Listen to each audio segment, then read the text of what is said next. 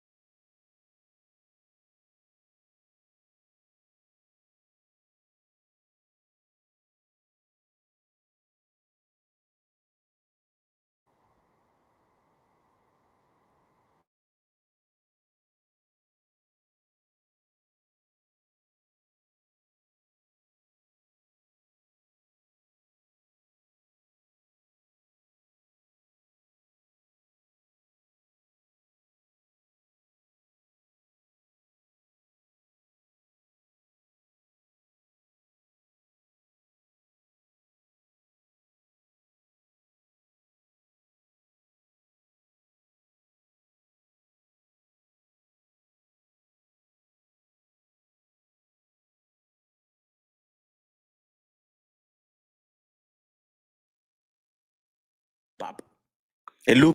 The warning of the president of Burkina Faso, Ibrahim Traoré, to the entire continent anytime he goes to interviews and speak about these stateless people is being confirmed by the Nigerian politicians. Anytime he go to interview, you will not agree with me now. After I play some couple of videos, you hear things, you will agree with me. The man was warning the entire continent, including Nigeria and everybody, hosting these people in the name of negotiation. He said, if you are negotiating with these people, your negotiation doesn't stop them from operating. It only keeps them in your country. The thing they are getting from the negotiation, they are no longer getting it, or it lack. Or if they want to attack, they will blame it on you for breaking part of the negotiation deal, and they will attack because they are on agenda, and your negotiation only place them to stay in your country and finish the agenda, not to stop them. So any country hosting these people, including Ivory Coast, what is going to happen at the end is that when they are done with their target, then they turn against you. The president of Burkina Faso said, this is what we are having on the continent and these people operating on the continent of Africa. It is not terrorism, it is imperialism. Those of you will be wondering what exactly I'm talking about. You just wait. I have some couple of videos. Since the time the president of the United States, Donald Trump, issued warning to the Nigerian government, things that we are not hearing constantly in the news begin to pop up. It looked like the Nigerian army, they were sleeping, and Donald Trump just woke them up. Things that the politicians in Nigeria kept quiet about are now being spewed out. These people are saying things that you ask yourself, are these the politicians in charge of the Nigeria that we say is the giant of Africa? That is not all. Things that some of the missionaries in Nigeria knew about, and they kept quiet over it. They are now releasing them. Now, it looks like everybody is now speaking and things are coming out. And family, this must surprise you that the problem that Nigeria is facing, everything that I'm going to present to you in this video that you are going to watch, these are things that the president of Burkina Faso have been warning about, and these are things that have been saying that it is happening. The man narrated exactly what Burkina Faso president is saying, which means that on the continent of Africa, it is one problem facing us, and we need to deal with it with one mindset. As Burkina Faso is dealing with it, we need to clap for this man, because this man is a savior who understands the situation, the source of the situation, and the man is dealing with the source directly, informing the continent also. Let's listen to the first video. I served on the Boko Haram committee. Now, 2 plus 2 at times has to be equal to 4. So even if I can't give you 4, but I can give you 2 plus 2, we will then have to come to the conclusion that I'm giving you 4. I served on that committee, and villagers kept telling us that in the middle of the night, helicopters piloted by white people kept landing and offloading guns, goods, and all kinds of and money to these people. Now, villagers they don't even know who these white people are. And they have no reason to lie to us. Now, we made a mistake. When I said we, some of us on the Boko Haram committee made a mistake. We thought it was the French that were doing this. Now we have an American congressman said no.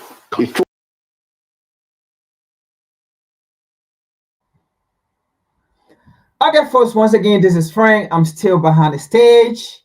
So we're gonna be on like 1 p.m. But as usual, we usually do this to get the audience prepared, and also what you are watching is going to be part of the topic. Now, the reason why I paused this video, I want you to understand something, right? The narrator said we are part of the problem because we feared that the French were the main instigator, right? But later on, we got to know that the US, are the main problem with jihadi. That's what he's trying to say, jihadi or axis. Now, I want to bring your attention to something because maybe some of you may not get it and some of you may get it. All right. So the reason why he said we thought the French were the problem, but we got to know that it wasn't the French. That doesn't mean the French was not involved. And then he said we got to know that it was the American, the United States. What that means is that let me be specific on my word, right? What I mean is that he's trying to say they were getting some kind of advice from the US, and that advice was wrong. What happened here, folks? The Nigerian government went in and made a deal with Boko Haram. All right, the Nigerian government went in and make a deal with Boko Haram. Look, folks, last week we said it is not about Christian versus Muslim. The United States is using that means to bring war on the African continent. Come on, guys, please. You guys see what I'm recording. The United States is using that means to bring war on the African continent, which, if we're not careful, is going to be religious war, right? We said that last week, right? Now, and this government official sat here and he told, or he's telling us, they realized that they made mistake. Now, I'm about to explain, I think, what he's trying to say. They realized that they made mistake.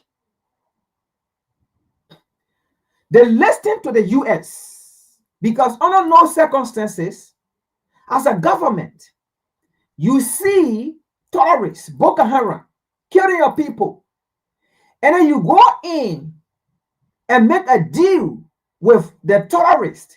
No wonder the Nigerian government have been silent. Look, folks, we understand what is going on in Nigeria now. We understand and we know what is going on, right? No wonder why Boko Haram in Nigeria, the government have not ever, right, made an initiative to go and fight Boko Haram when Boko Haram have been kidnapping people left and right, all right, taking people, children, girls, children, getting them even pregnant. And then before releasing them, Boko Haram in our region, I mean, basically, they are the second in command of Nigeria. So if you heard this government official saying, we made a mistake, we thought it was the French, but now knowing it was the American. Right? So now the question is, how did America come to play in this? That's the question I believe you should be asking. How did America come to place in this where a government official is saying we made a mistake, but we got to know it was the US? Folks, I think we have presented on this serious time. And again, it was not us, it was the US Congress through Donald Trump that said Boko Haram is being funded by the USAID. ISIS terrorists, these groups are being funded through the CIAs with the USAID. Now, folks, here it is. I want you to think outside of the box. Why was the Nigerian government not fighting Boko Haram? Look, for you, then I'll be asking some question. It's not just because the white men speak, then we say, yeah, the white men have spoken. Hey, you know, they are coming to free Africa. Look, we have to be realistic to ourselves here. Okay? We have to be realistic to that. Before we can ask Donald Trump, or before we can ask Washington, D.C., or before we can ask the West to come and fight for us, let us be asking this kind of a question. Why have Nigeria of all Nigeria that we say it is the superpower? Come on now, guys. Come on now. Come on. Something wrong somewhere here. Something wrong somewhere here. Why Nigeria as a superpower? You know that as a superpower, right? What have Nigeria failed to take the initiative to fight Boko Haram? Come on, folks. Something is going on here. Now, here it is. Now that we have asked that question, right? We know that the United States is known of selecting puppet government in Africa, and then we call it democracy. Now, we're going to prove everything here. Everything that we say, we bring their own video, we play it. All right? So, don't be emotional. Don't get in your feeling. Relax. Relax. Okay? Relax. Because, once again, let me say this. Let me make the disclaimer. This is solely about Africa. This platform is about Africa and African people around the world. Nothing more and nothing less. So if you are coming on this platform and you think we are going to say anything that does not relate to Africa or that does not relate to black people around the world, then you are in the wrong place. Because we are pro-black. We are pan-Africanism, or we are pan-African. Period. This platform is a platform of pan-Africanism. So don't deceive yourself if you are not, and then you sit here, because you are going to be frustrated. All right? Now, let's continue here. The reason why Nigeria have not taken the initiative to fight Boko Haram, and I'm going to tell you this. I will put it this way, all right? I believe, because, again, your own African can come for you, all right? So we have to be mindful.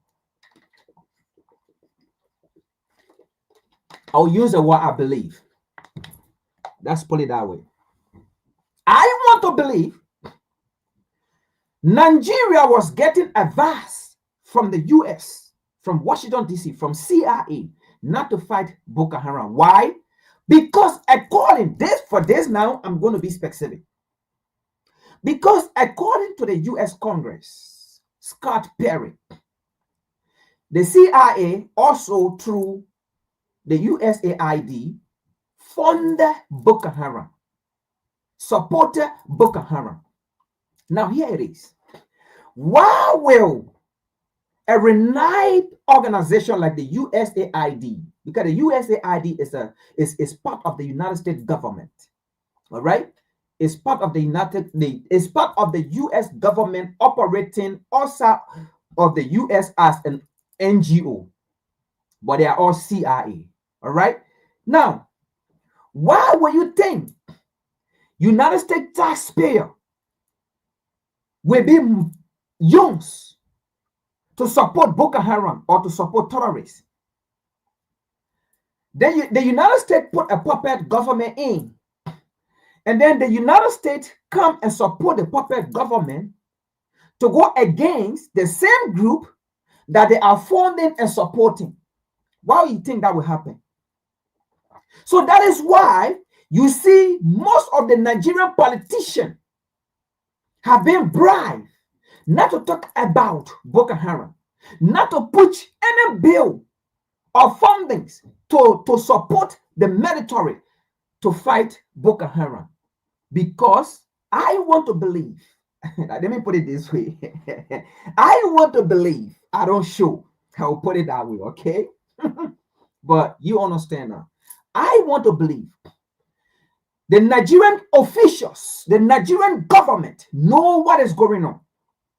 They got advice from Washington, D.C. not to fight Boko Haram.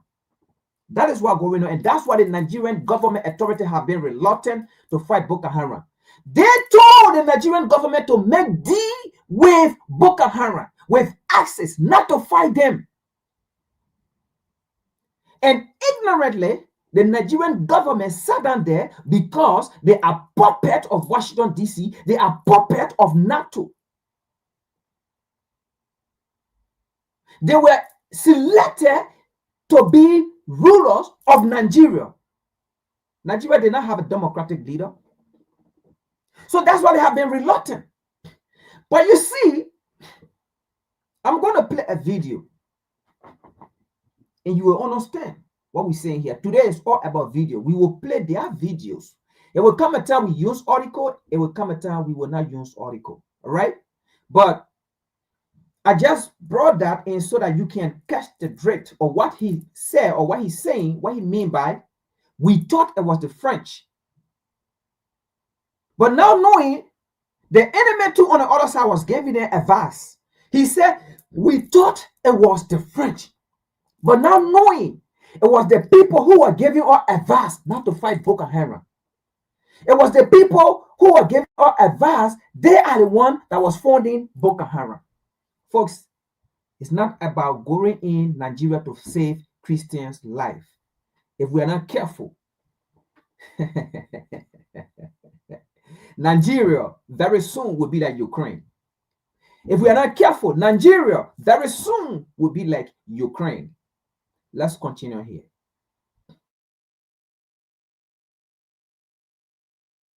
Was the Americans who are doing this?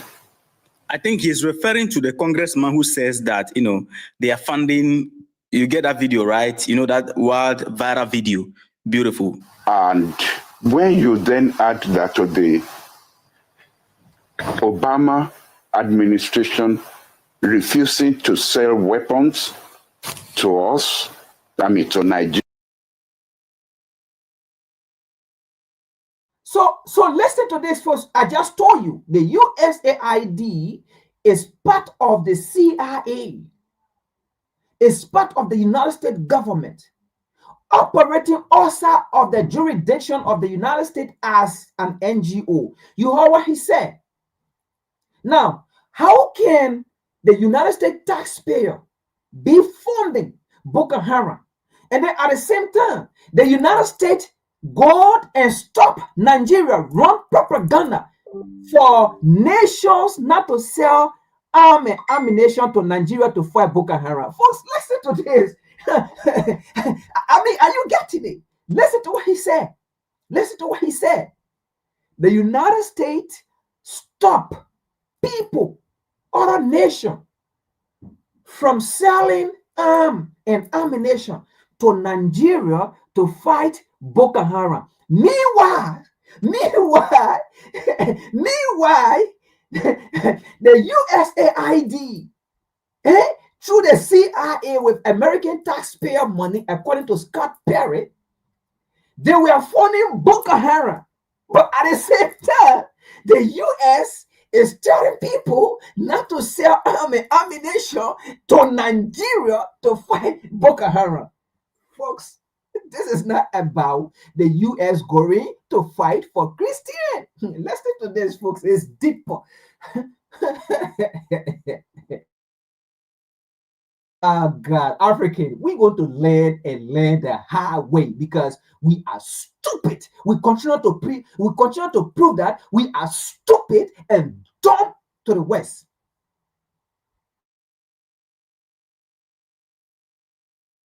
Area, on the grounds that we had human rights violations in the way we were dealing with Boko Haram. Not. I'm sorry, this is really what it's going, right? Now, listen to this. The United States, the US, let me be using it because I don't want you to say the United States funding terrorists, right? But the United States, through the USAID, funding and supporting terrorists, right? But the US is telling people not to sell arms and ammunition to Nigeria to fight terrorists because of human rights. The US is telling Nigeria, is telling people not to sell. It's telling the Turkish government, right, and other nations that produce arms and ammunition to sell to other nations, right, as business, right? Telling those people, don't sell arms and ammunition to Nigeria because of human rights violation. It will be violating human rights. But in the meantime, they are funding the terrorists. They are funding the Boko Haram.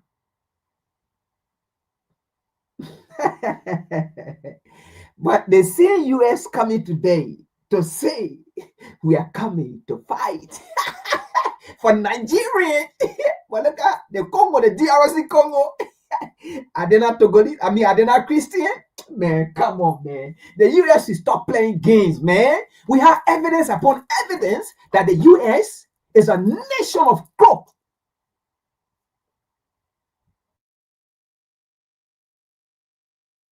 In the way we were dealing with ordinary Nigerians, where there were no security issues. Now, that part where he said that they refused to sell weapons to them, same thing happened in Burkina Faso.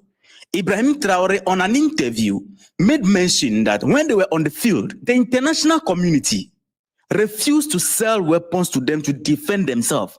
Meanwhile, when they go on the field, these stateless people, they are handling weapons that the international community refused to sell to them to defend themselves. These weapons are more advanced than the one they are holding. And they ask themselves, where do these people get it from? I believe you are connecting it, right? I don't have to talk too much. You should connect it. The same thing happening here. Because the goal is, if they sell the weapons to you, or you get weapon that is going to be more powerful than these people, you can easily defeat them. The goal is not for you to defeat them. That is the reason why Burkina Faso switched to Russia and co. Because these people, he said, they are ready to supply and sell weapons to them once they have money to buy. This is what the Burkina Faso government said. But the Western community, even if you have the money, they don't want to sell to you. They will tell you, they will give you reasons and alley. And some of the reason is that Africa is prohibited for having access to certain weapons. And they're like, they are in crisis. The same thing is happening here. So you can see that on the continent, same thing is playing all over. Let's listen forward. Then we got a plane that was going to go and buy weapons in South Africa. Someone tipped off the South Africans.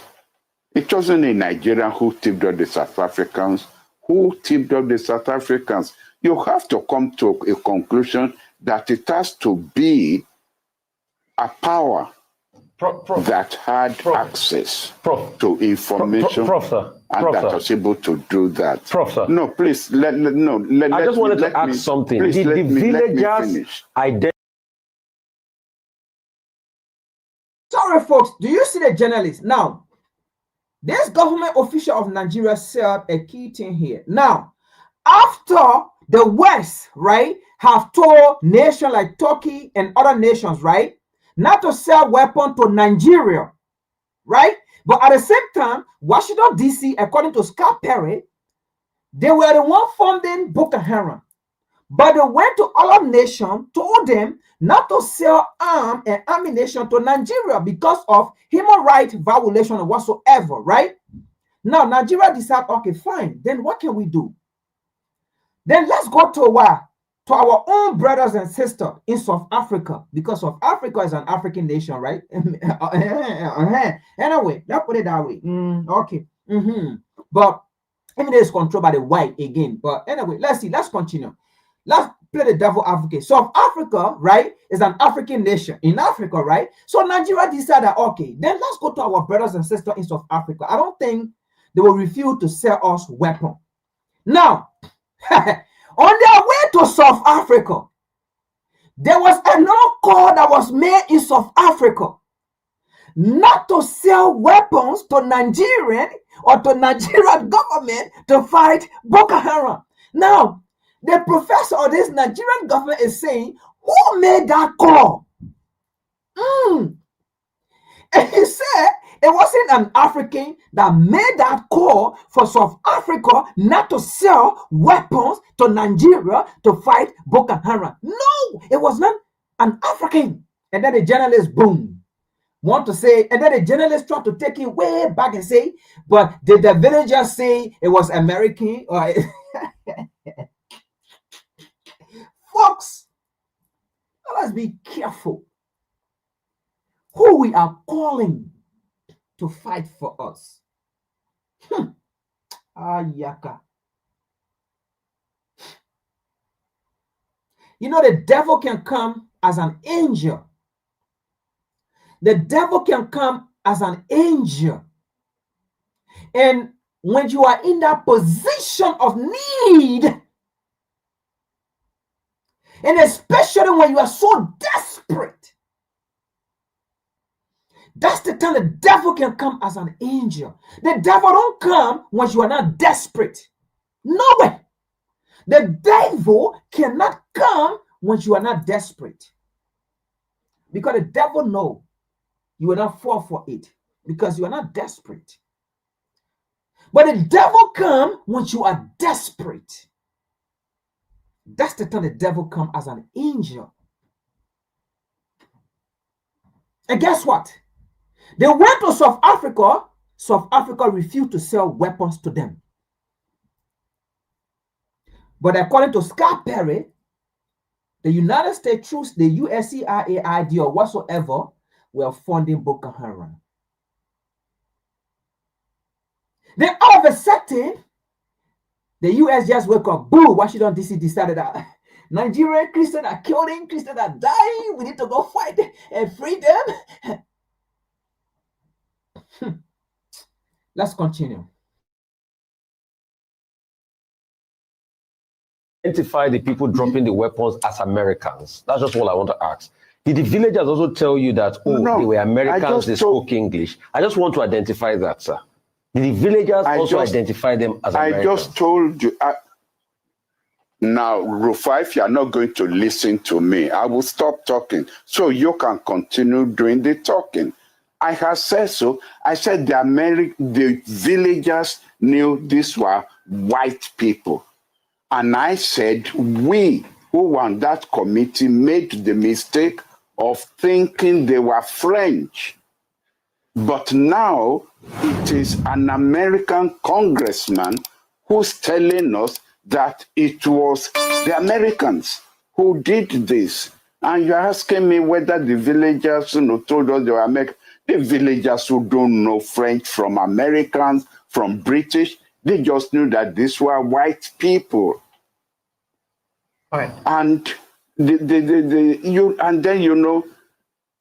not only did that, they also penetrated our armed forces, because behind the scene, our boys would tell us that there were times when they will have Boko Haram people in the sight of their guns, and they will now ask their headquarters for permission to open fire, only for their superior officers to tell them to pull back and not open fire.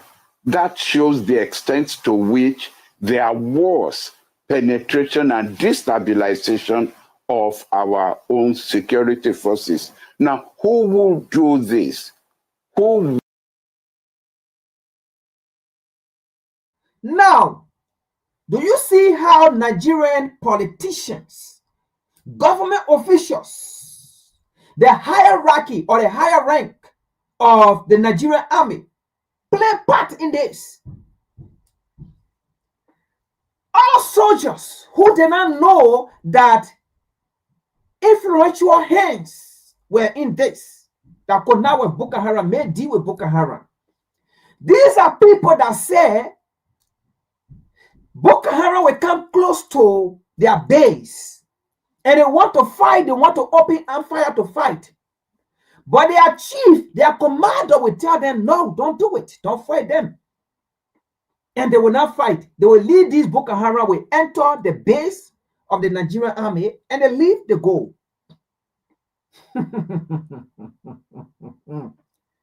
Nigerian, and then you sit down, and then you running. Trump come and free Nigeria. We want for Trump to come.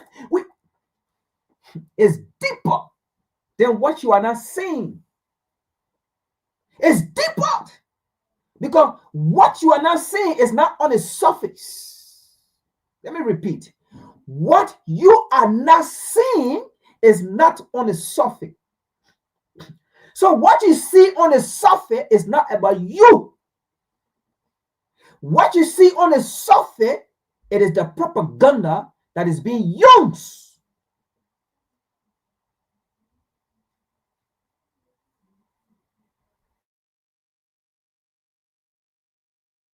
Will destabilize our security forces.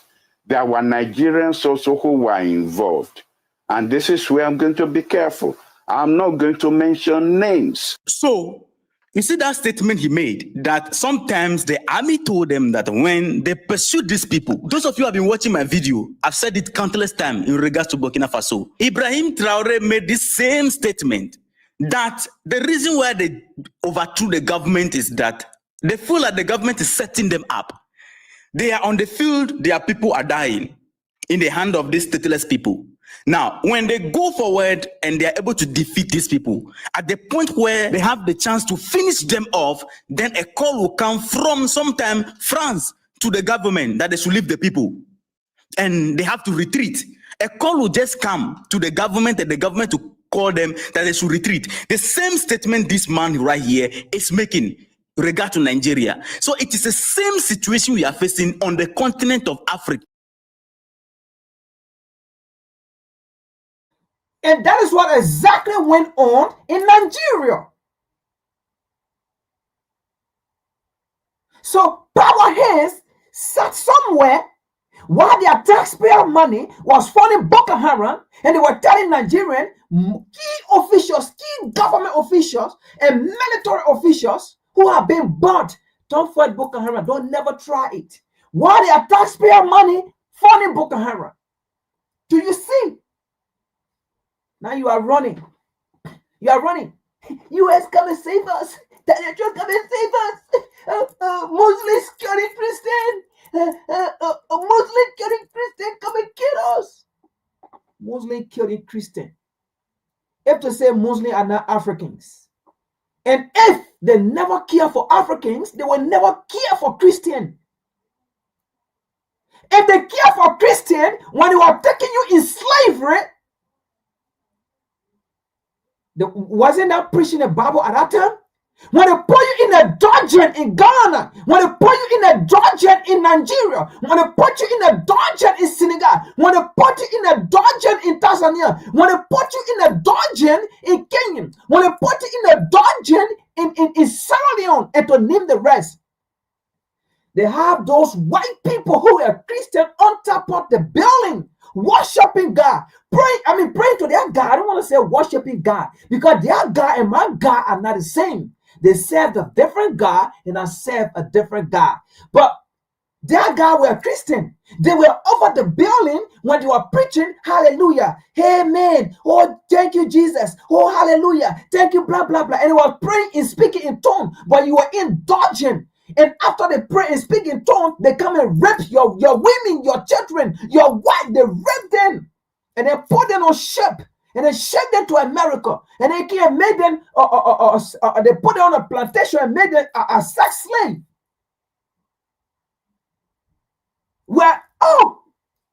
They were Christian at that time. They didn't think about humanity. They didn't think about humanity. They didn't think that the God they serve, the Christian God they serve, that same Christian God love you. They didn't think that the Christian God they serve, the Christian God that made them, that put breath in them, was that same Christian God that created you. They never thought of that. But today, they want to come save Christian.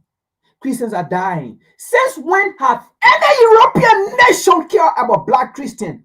I have never seen it in history.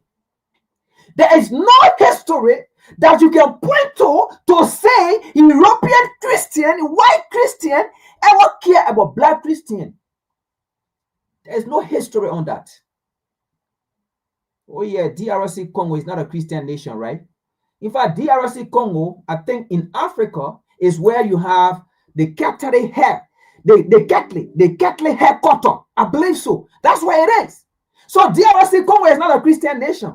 Out of the setting, and then you want to take that narrative that Muslims are killing Christians in Nigeria. Don't get me wrong. I'm not saying this that I am supporting Boko Haram. I'm not saying this for you to think that I am supporting the church or the killing of Christians. And I don't believe that I don't believe that narrative or that Christian. No, both whether Muslims or Christian, they are dying, because we have seen videos upon videos where Boko Haram enter villages. Whether you are Christian, whether you are Muslim, they kidnap you and they told them, bring back our girls. Those girls, almost all of them, they were Muslims. So let us be careful with the narrative. We are going to expose the West today in most of their videos. We are not bringing up, we will bring their own videos and there we play it so that y'all can see and y'all be a judge. When you start calling the US to come and fight for you, they are not coming for that. They're not coming for that. They create the chaos and move in and capitalize on the chaos to accomplish their aim. Think about Libya, man. Why we Africans, we quick to forget? Why can't you think about Libya? Think about, in fact, think about the Middle East. Think about the Middle East. A society, a culture have been destroyed. And centuries of years will come and pass and go. That society will never be built again.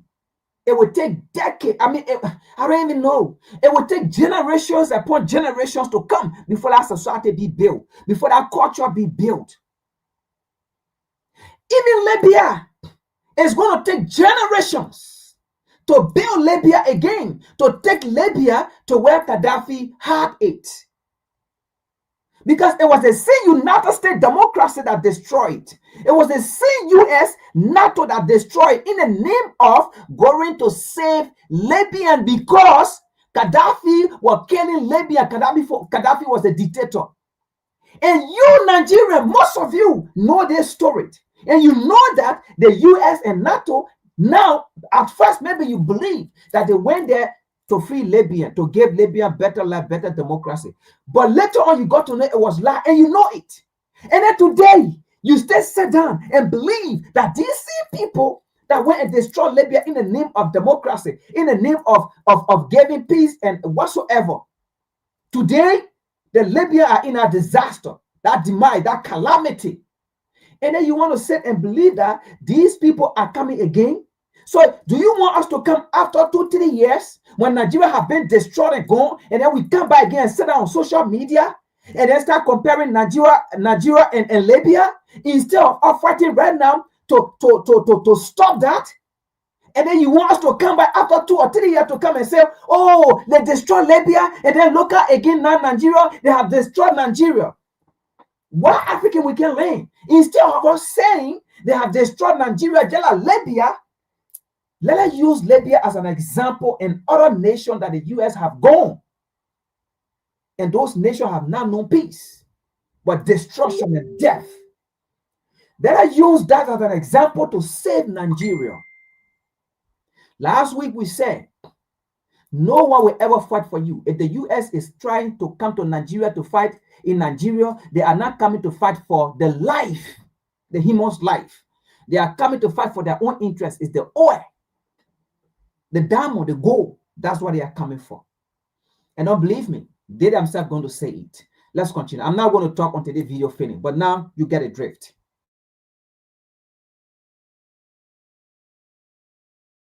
Same strategy is being used on the continent of Africa. What this man said in regards to selling of the weapon, and they refuse to sell the weapons to them, how the army, sometimes when they get close to defeating these people, they will call them back. This same statement have been made by the president of Burkina Faso countless times. in his speech when he first took office, he was saying these things, and I was interpreting some of them here. Those of you who watch my video countless times, I've been mentioning it in some of my videos. When I'm live session, I spoke about it on TikTok, everywhere. And the same thing is happening in Nigeria right here. And the man concluded by saying that even some of the politicians are involved. Burkina Faso president also said it, that their people are conniving together with the international committee and they are setting them up, which is the reason why they have to take power to run the thing themselves, because they can't keep dying for the greed of some people who are in power. This is a huge problem on the continent. So if you are calling the international community that come and help us, it makes us look stupid when we know the source of the problem and we are referring to the source of the problem to solve the problem. These are some of the reasons why Mali, Niger, Burkina Faso have to come together and say, look, let's settle our own problem. Because the politicians, African Union, the AU chair right now is calling the international community to go and help what? Mali. He's trying to create, that vibe that Mali is under attack. They should go and help Mali. He knows the source of the problem. All of them, they know the source of the problem. But they always refer to the source of the problem to solve the problem. Hypocrisy all over the continent of Africa. African problem must be solved by Africans. The moment you detect where the problem is coming from, then you come together and solve it. You don't refer to the source of the problem to solve the problem. And on the continent, instead of us coming together and dealing with these people, you have some people calling that we should negotiate with them. Mali, under the former government, was negotiating with these people. When Assimi Goïta came, he said, we are not going to negotiate with these people. We are clearing them up. But Burkina Faso said, it's just two options. Surrender and you are free, or you run away. Other than that, we bury you. Period. We hear some people in Nigeria, they are pushing that this issue should be handled amicably with the stateless people. The army should not go in. No. They should negotiate with them. People who are taking the life of our civilians, we should negotiate with them. Then how will justice be served for those who die in the hands of these people? You understand the reason why Sheikh Gumi is always pushing the agenda for negotiation. Sheikh Gumi was a captain in the army of Nigeria. Guess what? This is what he's proposing. We don't want to push them into that terror beyond what they are doing now, because yes, it can get worse. They have shown us their willingness to negotiate. So people that are ready to negotiate, why are you rushing to just declare them bandits so that you can use whatever weapons you bought? So if somebody who was in the military is talking like this, what is it telling you? It tells you that there is a complete, I don't even know how to put it. How can you tell us that people who are taking the life of our civilians, we should negotiate with them? And what do we want to declare them bandit and do whatever we want to do when the people are ready to negotiate? But I mean, is something wrong? Is there a problem with this man? What is the meaning of this? And Nigerians are giving microphone to these people to speak into. So if somebody who was in the military is talking, Sheikh Gumi is always pushing the agenda for negotiation. Sheikh Gumi was a captain in the army of Nigeria. Guess what? This is what he's proposing. We don't want to push them into that terror beyond what they are doing now, because yes, it can get worse. But everyone they has have shown a us their willingness to negotiate. So people that are ready to negotiate, why are you rushing to just declare them bandits so that you can use whatever weapons you want? So if somebody who was in the military is talking like this, what does it telling you? Precisely it tells you that there is a complete, I don't even know how to put it. How can you tell us that people who are taking the life of our civilians, we should negotiate with them? And what do we want to...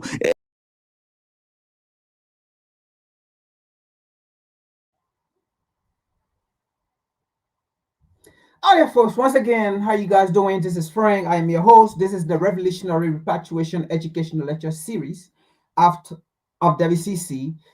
Sometimes we present how to call it on Sunday, sometimes we present on Saturday. Like we said previously, right?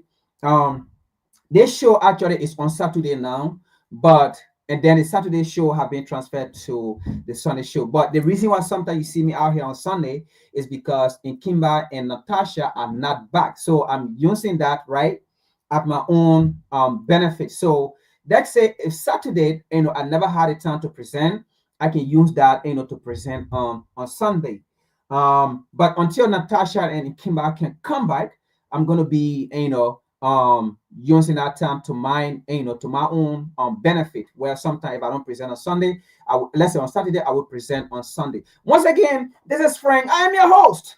Today's shows, it says part 2 of what we spoke of last week, right? Part 2. It is not about the U.S. saving Christians' life in Nigeria. It is about China. Now, you might say, friend, what will or what is or why should you say it is not about Nigerians' life, or it is not about Christians, in quote, Christians' life in Nigeria, but it is because of China that the U.S. want to come?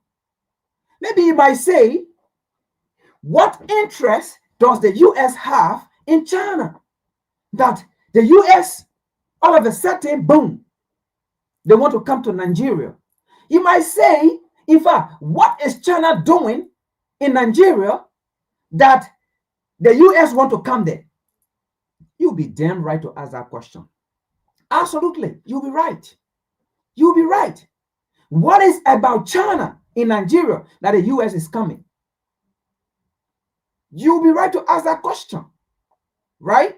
But again, what I can tell you here is, based on the historical perspective or analysis of the United States,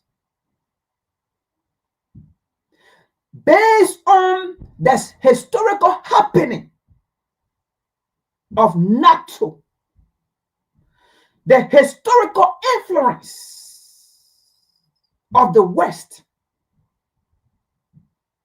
it is not about Christians' life being lost in Nigeria. No. That is just the narrative that is being used for you to accept. Let me say this. Before then, time have evolved. Before them, the United States, if they don't like your government, or if they feel that your government is not in protecting their foreign selfish interests, what they do before then, by then, what they do, they themselves will come in with their CIA and slaughter your leader. Before then. Sometimes, in fact, what they do before then, if your leader did not support their selfish foreign policy interests, they will sit in Washington, D.C. and write a letter. What is it? What an insult! And write a letter.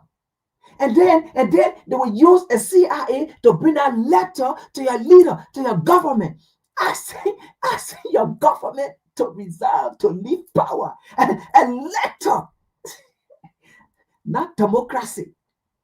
Not waiting, right? Not waiting for the people to vote. And then if the people don't like you, the people remove you. No, the United States was not doing that. They will sit in Washington, D.C. and write a letter and then give it to a CIA, and then the CIA take it to that leader and say, hey, listen, the United States government, the United States Congress say, I should present you this gift of a letter.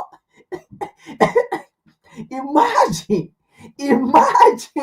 a president of an entire country reading this letter, and then it says, a letter from the United States government.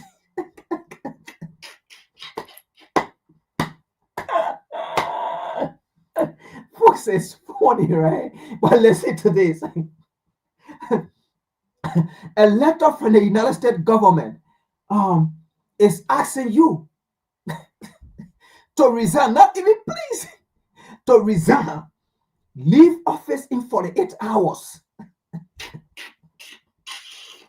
Or else, if you refuse to leave office,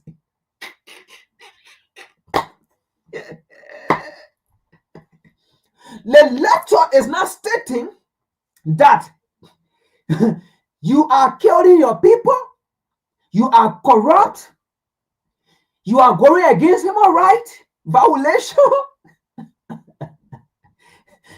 You are not producing means of living for the people? No.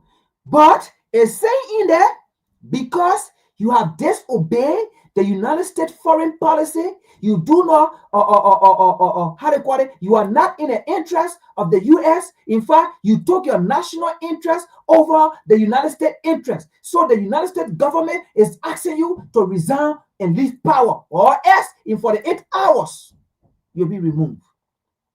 And some leader did not do it. For example, DRC Congo. Now, I'm laughing, right? But you see the laughing I'm doing, I'm not doing it because you think it's funny. No. I'm not laughing because it's funny. I'm laughing because, we Africans, I don't know what is wrong with us. Sometimes we are stupid and dumb. That's why I'm laughing. I'm not laughing because the U.S. sent letter. That's how they survive. I'm laughing because we Africans, mostly we behave stupid and dumb, especially to the leaders in authority. They behave stupid and dumb. That's why I'm laughing. That is why I'm laughing. They did that to DRC Congo. And what did they do? They trained today, the same man, how do you call him? What is his name? Kigami. They trained Kigami. Today, the same man. Museveni, Uganda, they trained him. They say I trained them, and they went to DRC Congo. They remove a government for the people. They remove him after they sent a letter to him. The U.S. government wrote a letter to resign. Oh God, the U.S. were doing that. That was the trick they played, right? And then they would come in. If they don't write letter, they come in with their CIA. They kill your leader. Similar thing like that happened in Liberia. They killed Turbo. Foreign hand went and killed Turbo. Foreign hand went and killed E.J. Raw.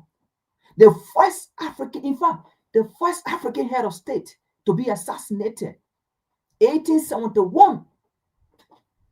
Later, the rest of the other African nations, there was not even fighting about independence. Okay, there was still colonial nation. 1870, in fact, no, Africa was not even divided because Africa got divided 1884 in the Berlin Conference. 1884, yeah, 1884, the Berlin Conference. That was the time they divided up. So, in fact, look at, in fact, oh my God, you see history? The first African head of state to be killed by outside influence, by outside entity, was a Liberian president, E.J. Raw. And E.J. Raw was not taken to Liberia by the American Liberian or by the ACS or by the United States government.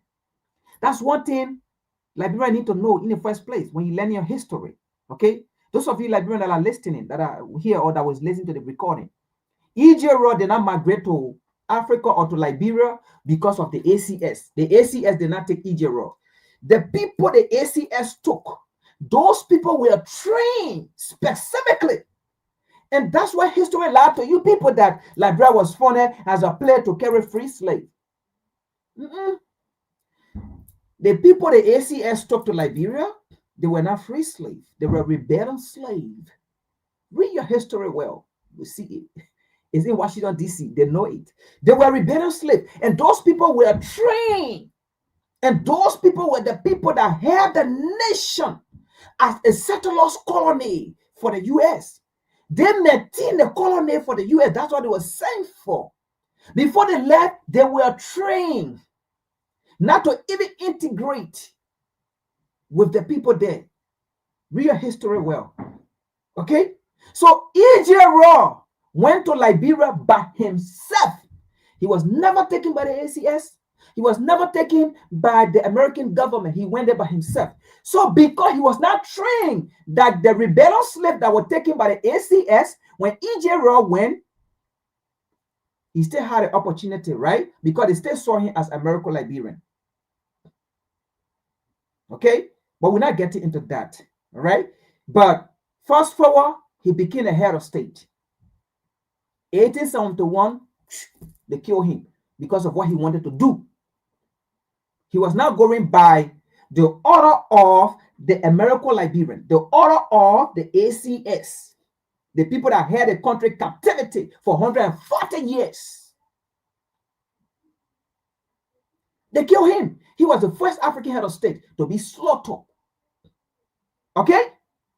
And then before, that was 1871. Okay? And then before coming to the 1980, all right? Now, he was the first head of state to be killed. And then before now coming to the 1960, when other African leaders now will start getting independent now. Will start fighting for independence. And then the same people again come. They start slaughtering African leaders. Now you know the story like Lumumba, Patrice Lumumba. You know the story like Thomas Sankara. You know the story like Steve Biko. You know, the list can go on, right? But that was the first head of state that was killed. And ask yourself, all these head of state that were killed, most of them were killed directly or indirectly by the CIA. Now, later on, as society began to evolve, the United States stopped writing letters to African leaders to resign. They stopped that. Now, they stopped that not because they feared that what they were doing was wrong. It's just like when they abolished slavery in Great Britain, 1804, they did not abolish slavery because they feared that what they was doing was wrong.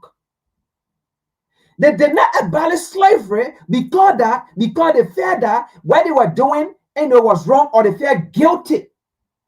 No. They abolished slavery in 1807 in Great Britain or in England or on that part of the world because they have gotten the wealth they wanted. Now, they discover another means of wealth, which was the resources.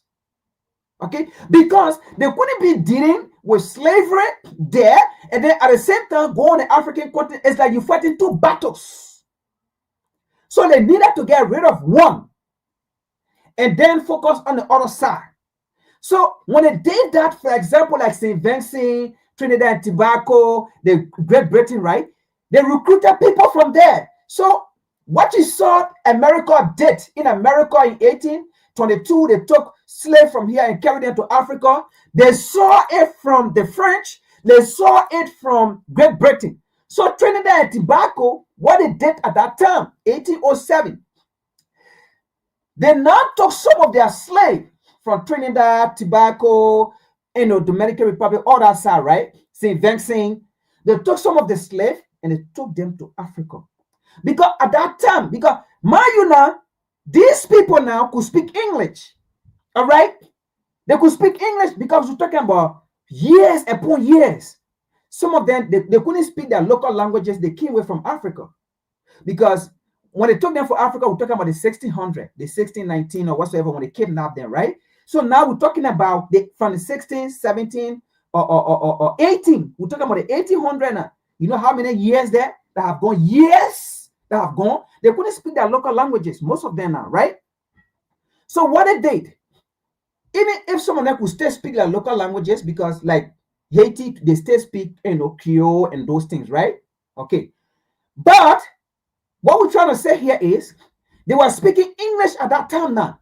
So the British government couldn't go to Africa and then and at that time the people there wasn't speaking English. They were speaking their local languages. All right, because Africa was not divided yet at that time. Africa was divided 1884, Berlin Conference. So during that time, 1807, Africa was still a unified continent. All right, Africa was a unified continent. Okay, so St. Vincent, Trinidad, Tobago, Dominican Republic, all those places, right, that was on the British. They took some of their slaves to maintain a colony Okay, so the United States saw that. They took some of their slaves to maintain the colony that they could communicate with, straight in English, in a Queen language. So these people were there maintaining the colony. They also did that in other places. All right. So the United States, so in Portugal, all of them, they did it. Like when you see Cape Verde, that they speak Portuguese and things and those things, they did some of those things. They took some people took them on our side to who could speak the Portuguese already, that they communicate with them at that time. And then those people that they took there start teaching them the Portuguese too. That's what happened in Liberia too. These American Liberians, they took from there the rebellion slave. They don't want to talk English. We're not speaking English. We're speaking our Loma, our Gio, our Kisi, Mende, whatsoever you think about. In Liberia there, Manon, Kra, we're speaking these things. All right? We're speaking these things. We're not speaking English. So when these people went there, they taught English because the American government have to use them. So while they were there, that's how it went on. But up to now, it had not been voted that English is our official language. But it was used because it is used widely, so we decided to use it. That's why when Tobo came in, Tobo decided to make one of the easier language to learn in Liberia called Pere. Tobo decided to make Pere as an official language. They say, you American Liberian, you rebellion slave, I think you're trying to miss the map. They kill him. 2. But anyway, let's continue here. We're speaking history here now, right? So we're just telling you how time have evolved that where these Western nations, right, that regularly just used to go on the African and just kill any African leaders. So because time have evolved, right, and things are changing and people are waking up, they decided to change it, right? So I was saying that in 1804, when they abolished slavery, they didn't do it because they felt guilty. They didn't do it because they felt for African people. No, they did it because they found another means of exploitation. And that was going down to the African continent, to own the African continent, divide the African continent, and steal their resources, right? That's how they abolished slavery. Not because they fell for Liberian or African, not because they said that, you know what, we are tired of raping African women, we are tired of feeding our babies to alligator, we are tired of making them out of barbecue, we are tired of giving it like bar break and all of those things, we are tired of lynching them, we are tired of suffering them on a cotton plantation, on a field plantation, we are tired, not because of that. They found another alternative of making money at that time, the resources. That's how they tried to abolish it. Now, that did not stop in the U.S. The U.S. continued from 1804 after British abolished it. From 1807 after British abolished it. The U.S. still continued until 1865. And then even after 1865, 1868, Jim Crow law and all of those things, start coming in, white only, black only, and all of those things, right? They took those things, right? So I'm just giving history as how things changed, not because, they see it as bad. It changed, but right, the exploitation still go. It's just the method of performance that changed. The method of performing, the method of force change, right? But the exploitation did not change. The ideology did not change. But it's just the method of application of force that changed, right? So the way in which the US used to kill African leaders that regularly just go to write you lecture or they come with the CIA and kill you, that changed when things began to evolve. So what they then do was, okay, we will use their own people to go against them. Because now the people are waking up. If we continue to just go in and kill their leader, right? Because let's say they love their leader. Actually, they love their leader. And then we just go in, kill them. They will come against us. They will see us as the bad one. So what we then can do here is we have to now use propaganda. We have to now get to their people, right? Convince their people. Once their people are convinced, their people will be the one to do the job. That's how, when you see people are Patrick Lumumba then were killed, some of their people then were involved. That's why when you see Thomas Sankara was killed, some of their people then were involved. Like the story with Judah, right? I know Judah Iscariot with Jesus, right? So when you even look at, anyway, we're not going to Bible, right? But when you look at that Judah Iscariot story, you will know exactly that black people again. Because black people, look at the history. Black people are the people that have always been used to go against their own people. Look at the history. Where in history you see other people being used to go against their own people, when it is something that will benefit their own people.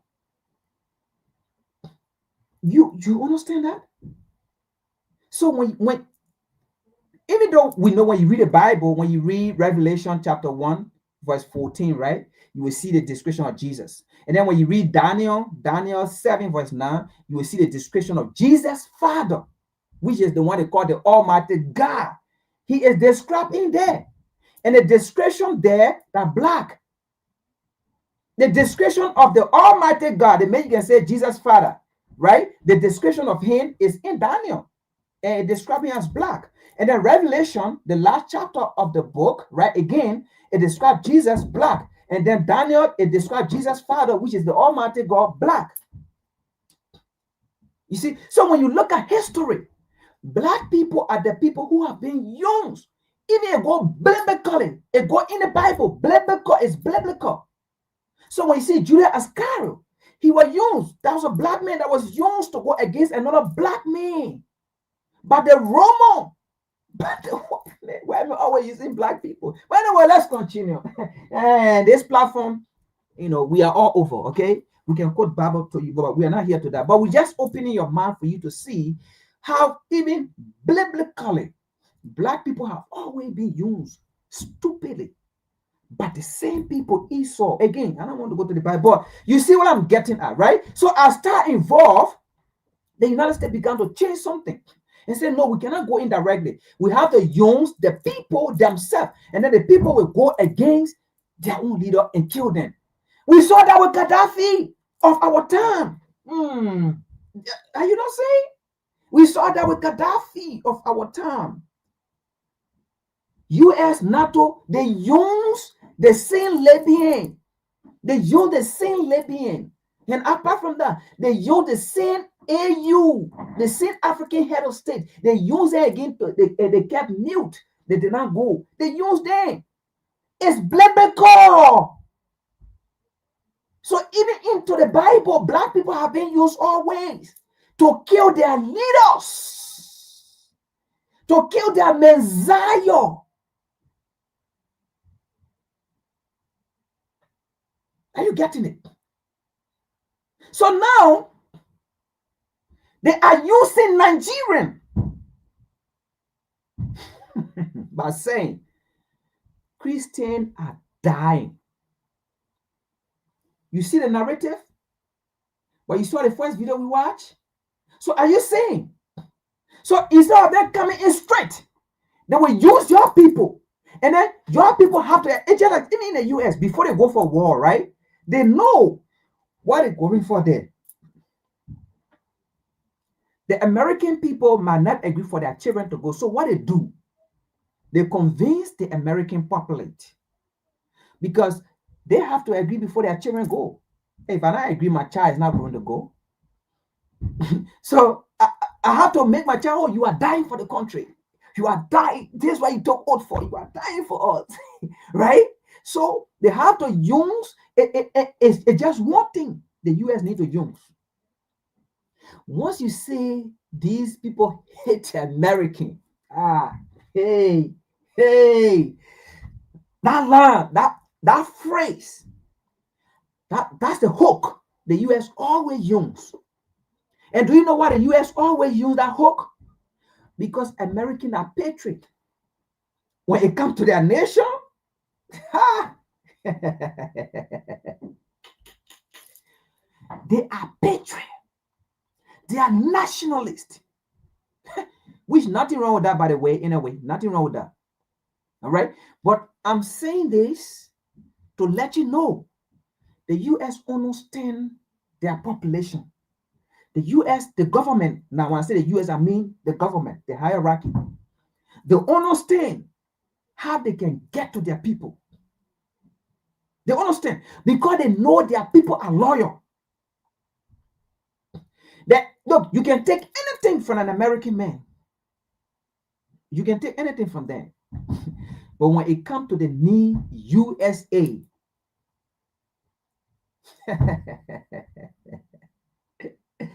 you will be a dead man walking if you think you will take that from them. Okay? So the hierarchy, they know it. So when they want for the citizens to agree for their children to go for war, they use that. Oh, he hate American. He's coming for they did it to Iraq. But did I say I went to Iraq and came and said, oh no, there was no nuclear weapon. But they use that. Oh, he coming to destroy America. He got a nuclear weapon. He hate American. He hate this. He hate this.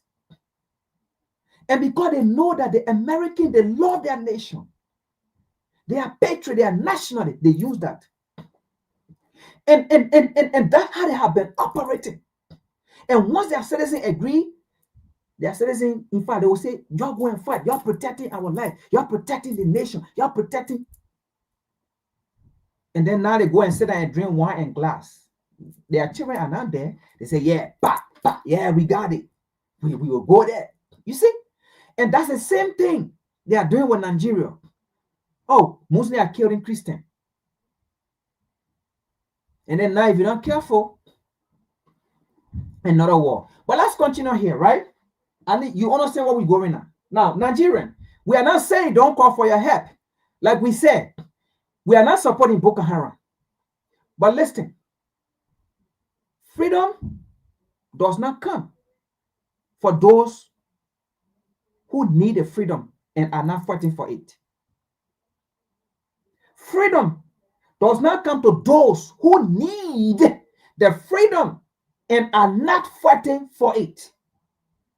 Who coming down to die for your freedom? Who? Let's continue here. Let's see this video.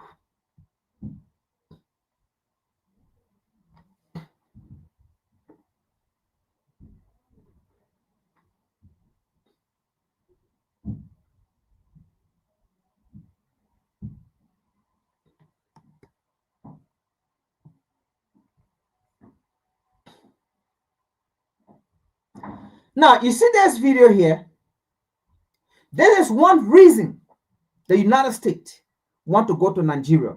It is not about you so-called African, you so-called Christian believe in this religious ideology, your mindset that you want to go to heaven and you are so delusional.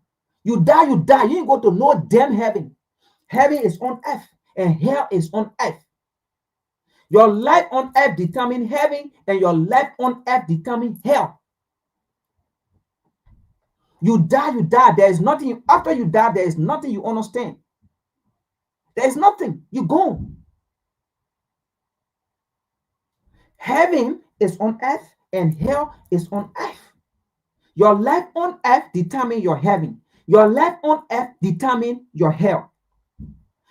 Why will the Almighty Creator, if there is somewhere that you will go and live and enjoy whatsoever you've been saying, preaching, why will the Almighty Creator create this earth and everything good and put it in there for you to come and live and enjoy it?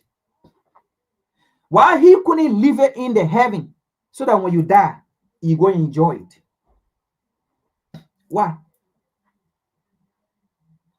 Your life on earth determines your heaven, and your life on earth determines your hell.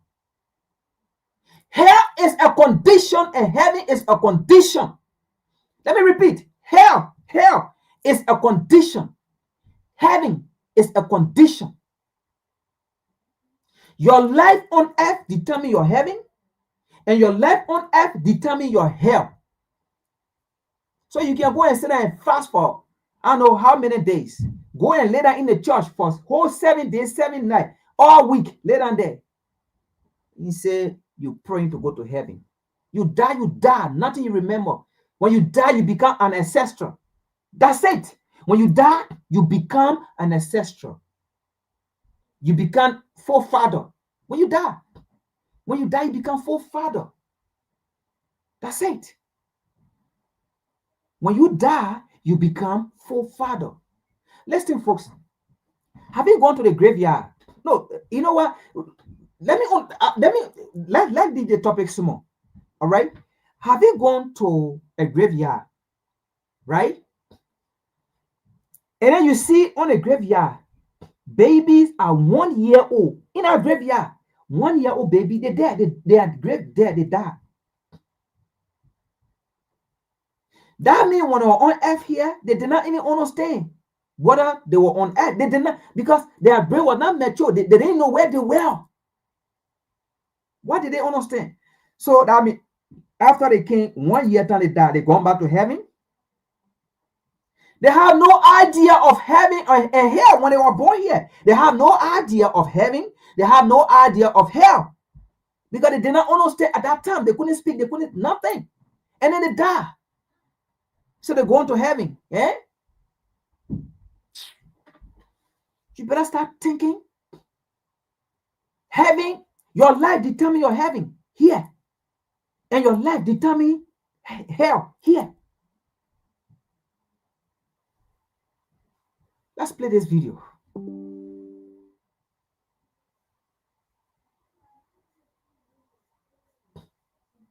Play this video and see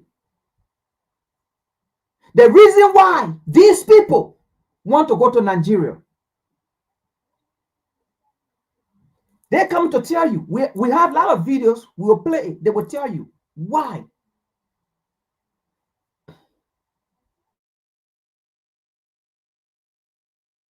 Africa is the future. I have said it time and time again. We have to stop looking at Africa as a security concern alone. And we have to recognize that between their minerals and between the entrepreneurial spirit, Nigerian lawyers are as good or better than American lawyers or British lawyers. I mean, there is an incredible infrastructure of intelligence in Nigeria that we don't know anything about. We all know that America is failing to acknowledge its true predatory and bloody relationship with Africa. And I'm not talking about historically, I'm talking about today. In my opinion, the perceived relationship that the West has with Africa is a lot of smoke and mirrors. And that is done by design. But in my opinion, there's also a dark truth from the African perspective. You see, Africa also misrepresents its relationship with the West. And in this video, we're going to break down why both sides are completely disingenuous about how they relate to each other. This is a truth that can be highlighted in Sun Tzu's book, The Art of War. Sun Tzu teaches that if you know yourself and know the enemy, you will not be defeated.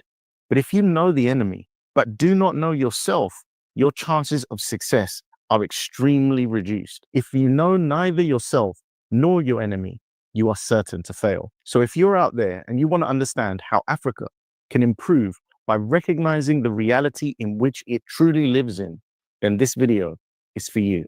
If you don't know me, my name is TJ. Do you have a car? And do you have a clean driving record? Did you know you could pay as low as... I'm Nigerian and British mixed. And on this channel, we talk about African geopolitics. So this week, Bob Amsterdam had a conversation with Tucker Carlson. I've never come across Bob before, but I think conversations like this matter because we're moving away from the old network television model into the new era of independent online media. Tucker Carlson is a major voice in that transition, reaching millions of viewers. So when someone comes on his platform and discusses Africa, considering Tucker's influence, it shows that questions about American and the Western foreign policy toward Africa is getting some genuine and real attention, which is why it's important for us to insert ourselves there, understand what's being said, and correct anything that is misrepresented. Beyond Africa, it seems, people everywhere do want to stay informed. Tucker Carlson would not feature topics like this if there was no audience for them.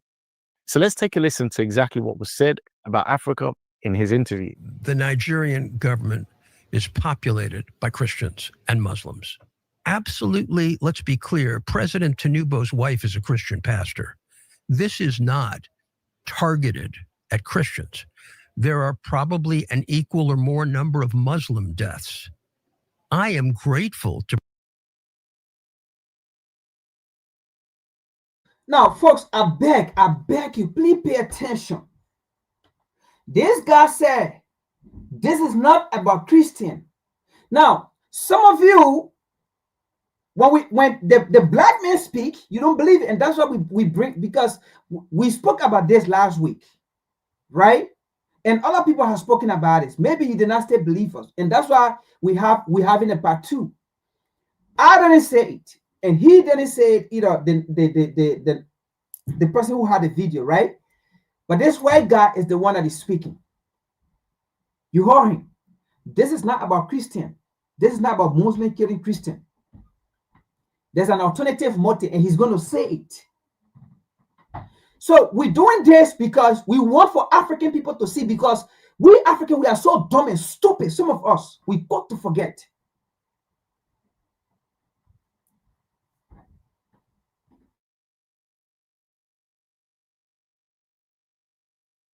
Take a listen to exactly what was said about Africa in his interview. The Nigerian government is populated by Christians and Muslims.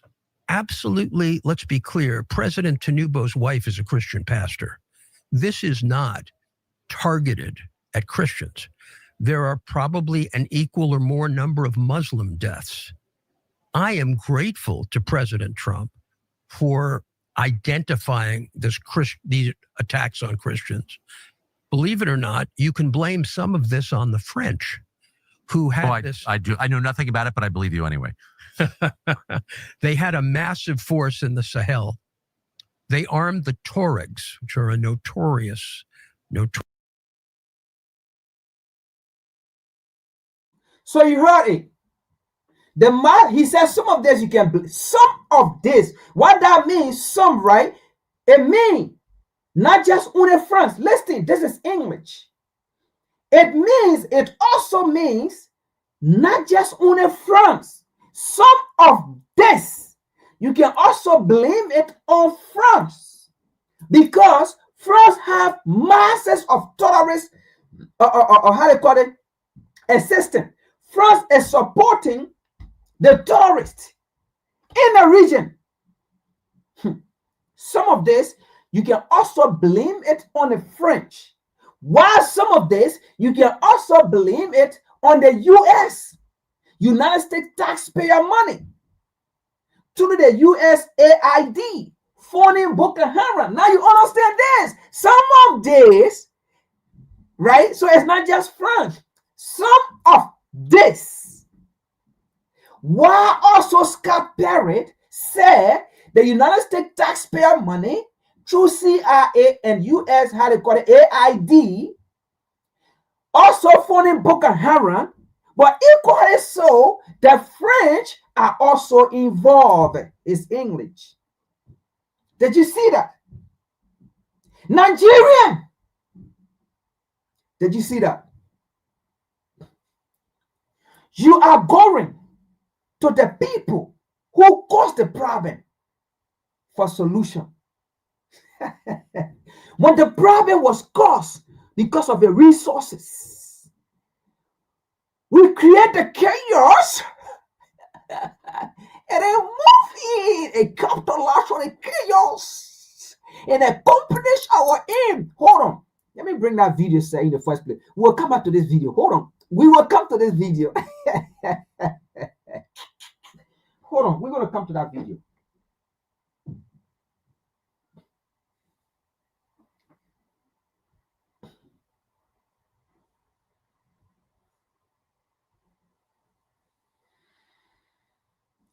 We create the chaos. Listen to this, folks. We create the chaos and capitalize on the chaos, and then come in and capitalize on the chaos and then do our deed.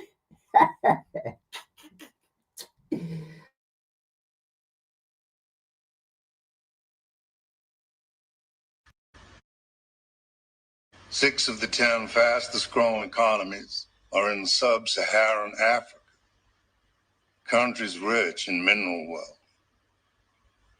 Coltan for our computers, cobalt for our batteries, phosphates for our agriculture, nuclear ore for our power. These are the things, gentlemen, that the wars of the next 20, 30 years will be fought over. A huge deposit of cobalt was...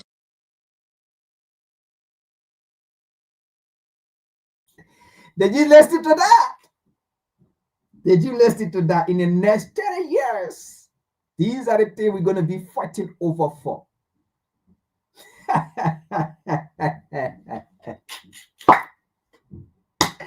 It's about Christian. It's about going to save Christian's life.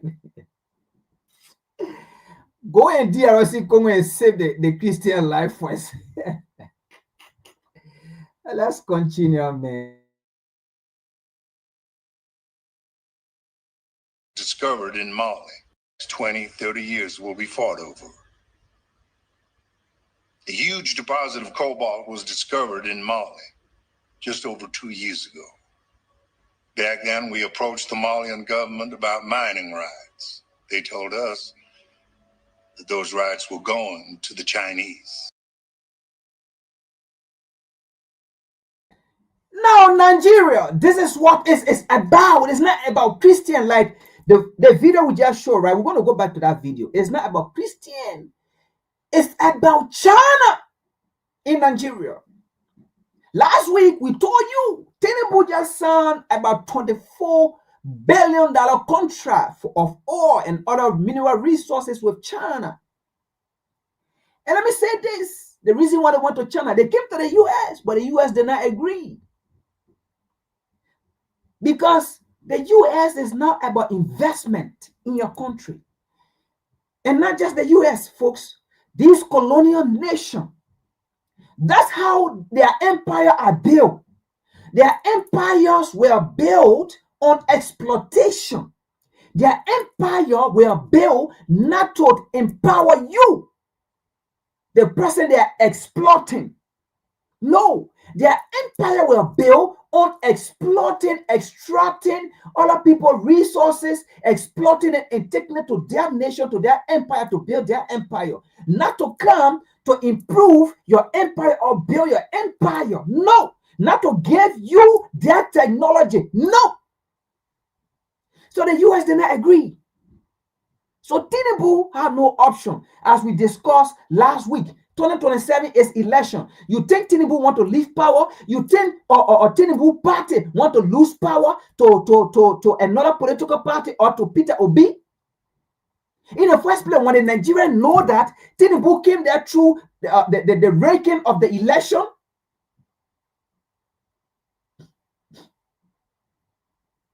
and the Nigerians are saying that Tinubu, he might not even have, he might not even go there. You see it? So a puppet leader of the US is having third term. So what then happened? Said his master could not grant his wish. He went to China. And then his master said, okay, we are coming for you. So this is about China and not just in this video. You're going to see the next video we're going to play. The video I was showing, we're going to go back to that video and you're going to see how this man is going to tell you it's not about, he already told you the first thing is not about Christians, right?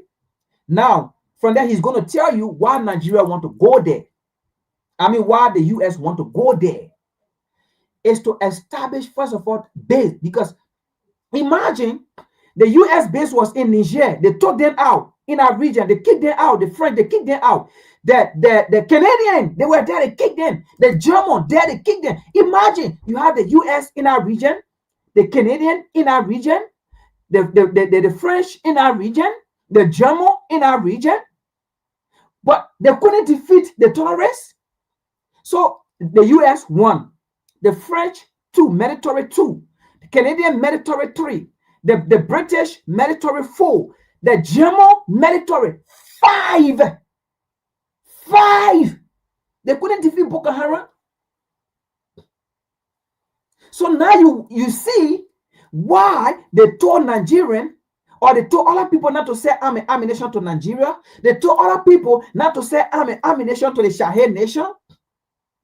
And at the same time, they were funding the terrorists, the Boko Haram, to destabilize the region.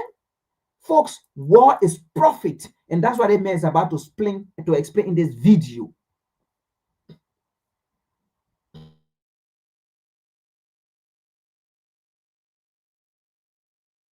Cobalt was discovered in Mali just over 2 years ago. Back then, we approached the Malian government about mining rights. They told us that those rights were going to the Chinese. So we set about to create the conditions to make sure that wouldn't. Now, after they told them the right have gone to the Chinese, and then their next option was, okay, we're going to create conditions and capitalize on those conditions and move in to accomplish our aim. Now, in Nigeria, what is that condition? Muslims are killing Christians. In Libya, what was that condition? Gaddafi was a dictator. In Libya, what was that condition? The people need democracy.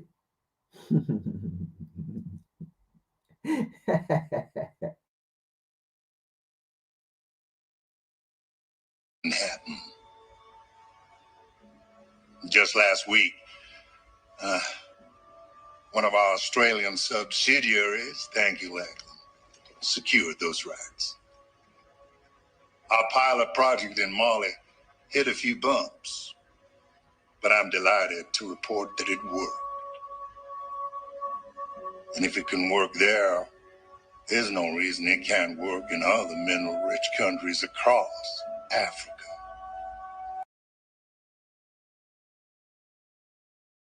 So you heard it. If it can work here, there is no other way or reason that it will not work all across Africa. The propaganda can work, and the people will buy into it.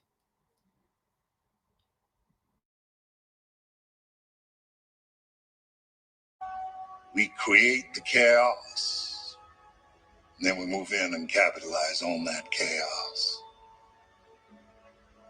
We're looking at the long term here, gentlemen. Rates of return that'll make Iraq and Afghanistan look like chicken feed.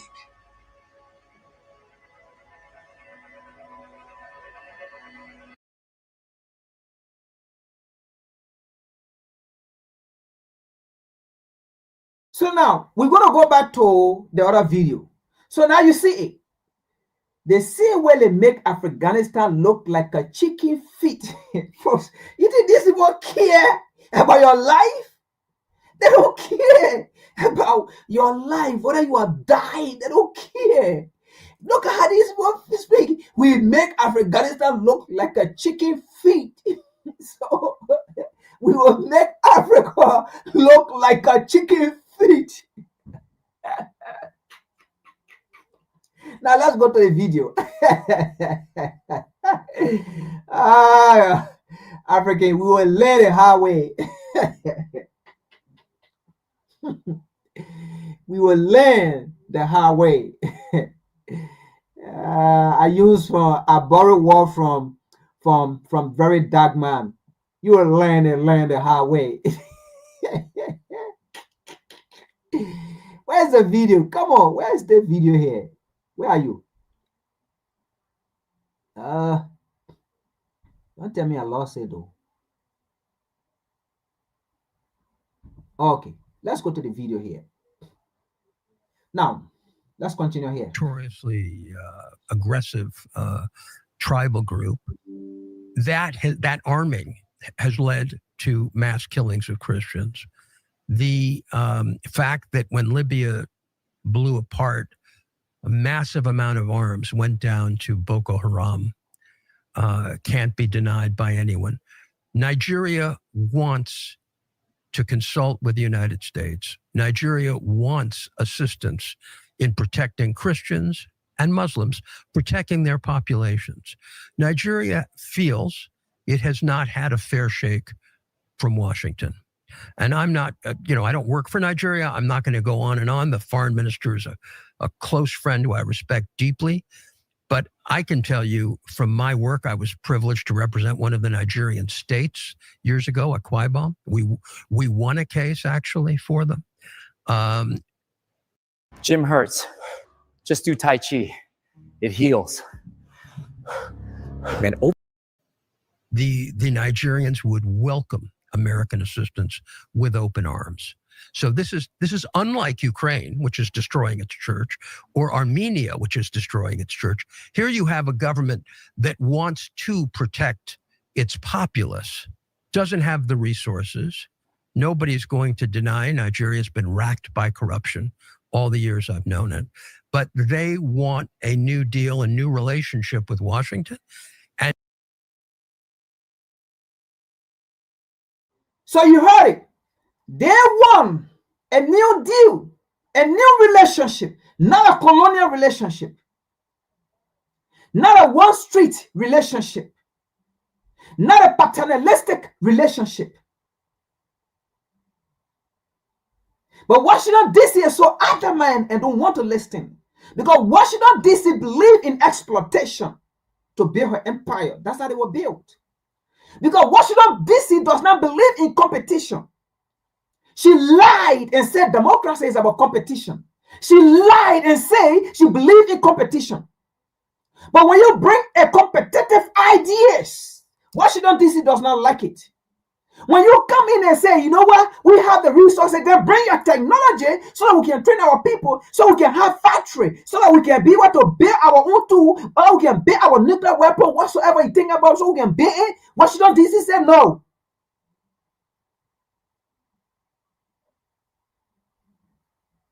Because Washington DC believe in a colonial attitude, a colonial policy. So you see, so then what Tinubu did, what Nigeria did too.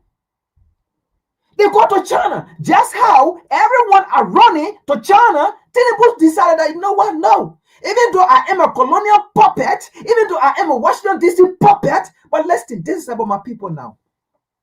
How long will I sit and watch my people suffer and die and lavish in poverty? Folks, hell is on earth.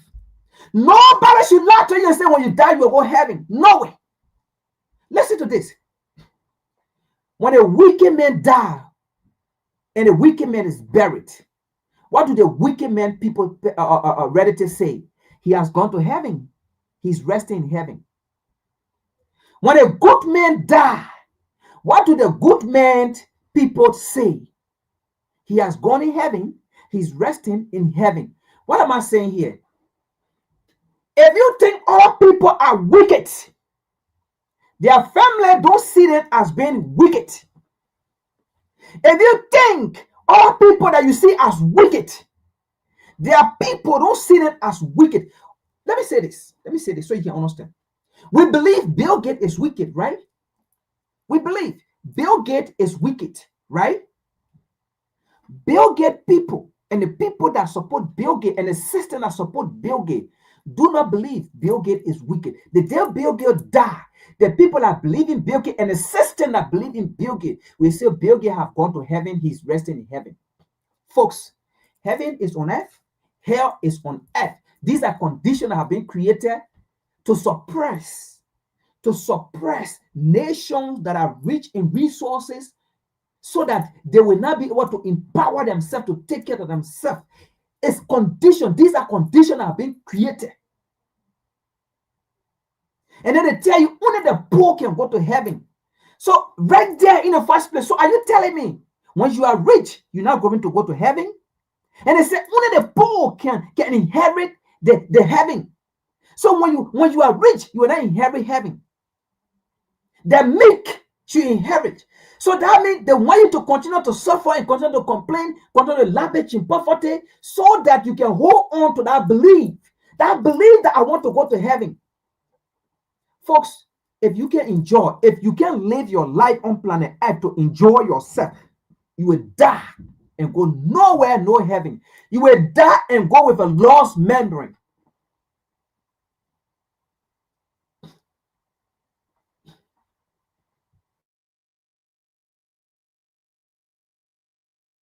in part to assist them in protecting Christians. So when I read some of what I've been reading you know, I'm never going to say that Ted Cruz isn't a brilliant man. But I'm going to say I might have a little more time in Nigeria than he does. And I would welcome him to speak to the foreign minister or others, because one thing America doesn't need are more enemies. Africa is the future. I have said it time and time again. I'm privileged to be counsel to the Now, let me say this. Not to the narrative, right? But Washington, D.C. knows Africa is the future. Congress knows that Africa is the future. But what happened here is, although they know Africa is the future, but they want to be in control of the future of Africa, not Africans being in control of the future. Maybe that is why most Nigerians don't get, or most Africans don't get, and then calling on Washington, D.C. Instead of you supporting Abraham Traore, instead of you supporting Tiani, how they call it, or Assimi Koita, instead of you supporting these people, because they know, listen, folks, they know Africa is the future. That they know. Maybe it is you, so-called Negro, that don't know Africa is the future. It is you, so-called Negro, that don't know that Africa is the future. But the non-Negro know that Africa is the future. But equally so, do you think they will allow you, or they will sit and fold their hand for you to lead the future? Hell no. If you will lead the future, you have to fight for it. And that is what the AES are doing. And you have the so-called AU, stupid organization. Look, I said this time without numbers. I am in support of the dissolvedness of AU. I want for AU to be dissolved. And then if we can build new AU, it should be built by a new generational, rising generational leader of Pan-African. Not the old folks, not the old head. Because yesterday, we saw the same AU congratulating Pombia. Are you kidding me? Yesterday, we saw AU giving congratulations to Pombia, who is 92 years old, who rigged an election. 98% vote. How can you have a 98% vote in a country with opposition that also contested for the presidency? So that 2% vote went to the opposition. After this may have served over almost 50 years in power with nothing. And then you telling me opposition only get 2% vote? Yesterday, we saw AU congratulating Sam Selelu, Tanzania. The same thing, 98% vote with a nation that have oppositions running. You're getting 98% vote. And AU congratulated this lady. Is that democracy? That is not democracy.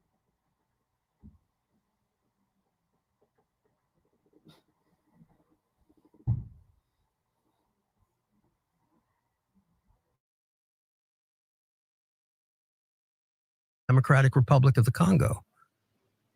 We, you know, my firm has spent many years. We're still trying to defend the opposition leader of Tanzania, Tundu Lissu, who's been illegally jailed. 1,000 are dead protesting completely bogus, fraudulent elections.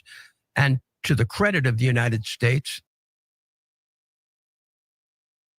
And by the way, what he's saying here, right? A female leader, you see? Look, folks, it doesn't matter who leads you.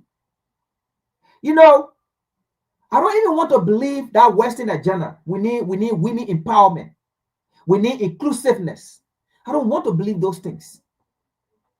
what are women empowerment, what are men empowerment, what are inclusiveness. Look, folks, we should stop taking the narrative of the European or the Osar war.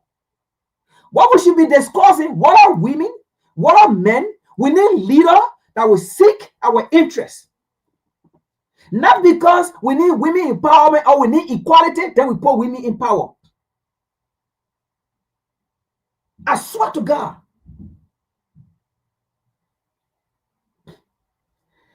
Tanzania first ever elected or female president. And she came in power, she became a dictator, putting opposition leader in jail.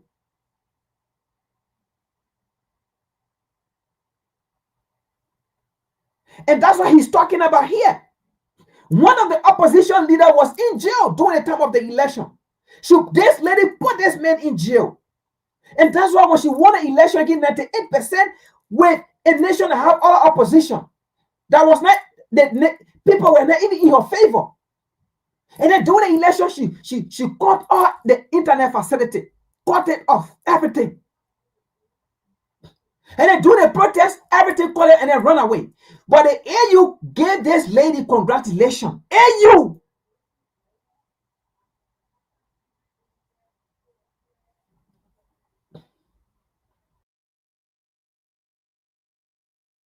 At least in the Senate, they've spoken out.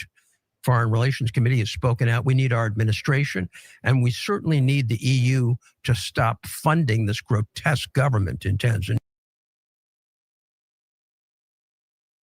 Are you getting it? These Western leaders fund these African leaders who are dictators, who don't care, who don't care for their people. You will never see the Western leader funding Abraham Traore, who are for his people, funding Tiani, who are for his people, funding Semi Gaita, who are for his people. You will never see Western leaders supporting it. In fact, it was not Washington, D.C. that stopped Abraham Traore from coming from that are so-called U.S. Africa Summit, that are so-called U.S. Africa Agro and a food product or whatsoever. You ever see them inviting those to the nation? Because those nations are for their people. That's the definition of democracy.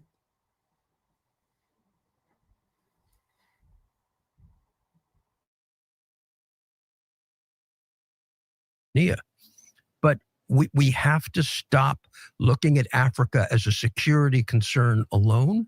And we have to recognize that between their minerals and between the entrepreneurial spirit, Nigerian lawyers are as good or better than American lawyers or British lawyers. I mean, there is an incredible infrastructure of intelligence in Nigeria that we don't know anything about. All we try to do is sanction and condemn. The first thing that stands out from this discussion is that the West already knows Africa is the future. They know the continent holds the minerals, the population, the growth, the energy potential, and the strategic position that will shape the next century. The problem is not that ignorance. The problem is that acknowledging publicly that Africa is the future with its foreign policy would force them to give up the predatory advantages they have built through decades of interference, extraction, and destabilization. This is why narratives about African instability continue to dominate Western conversations. In the interview, Bob points out that some of the violence in Nigeria can be tracked back to decisions made by France in the Sahel. This point is important, but it only scratches the surface, and it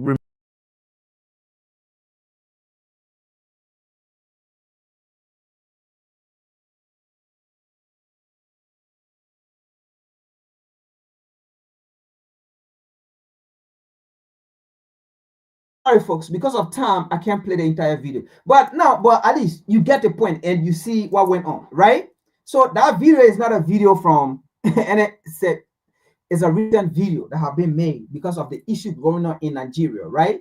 So Nigerian, be careful what you are calling for, all right? All right, let's continue.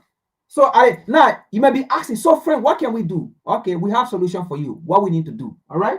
We'll tell you. This place is not a place where we just come and just speak, give you opinion, and then talk. No solution. We bring solution. You like it, take it. You don't like it, don't take it. Our aim here is to bring it and give you it. We're not here to raise money. Okay, we are not content creator or how they call it platform. All right. Very good. But we have our WhatsApp up there. You want to donate, you can donate to the WhatsApp. We'll still get it. So we can accept goodwill offering. We do accept goodwill offering. So, matter of fact, let me post it. Hold on, folks. I come in. Hold on.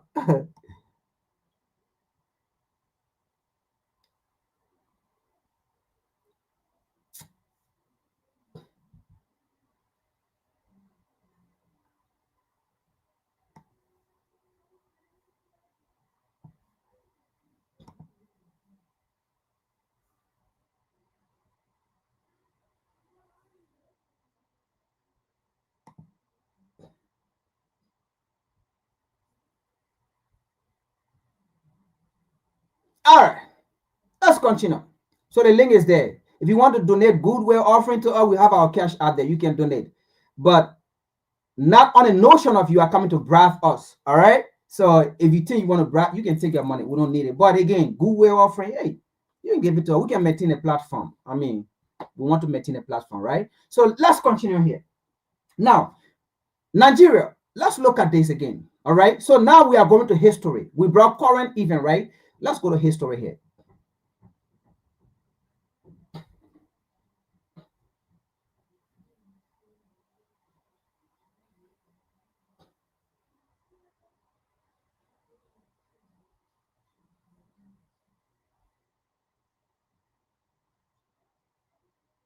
Listen to this video. This is how United States conducts their coup d'etat. Remove any government, any world leaders they don't want again. Listen.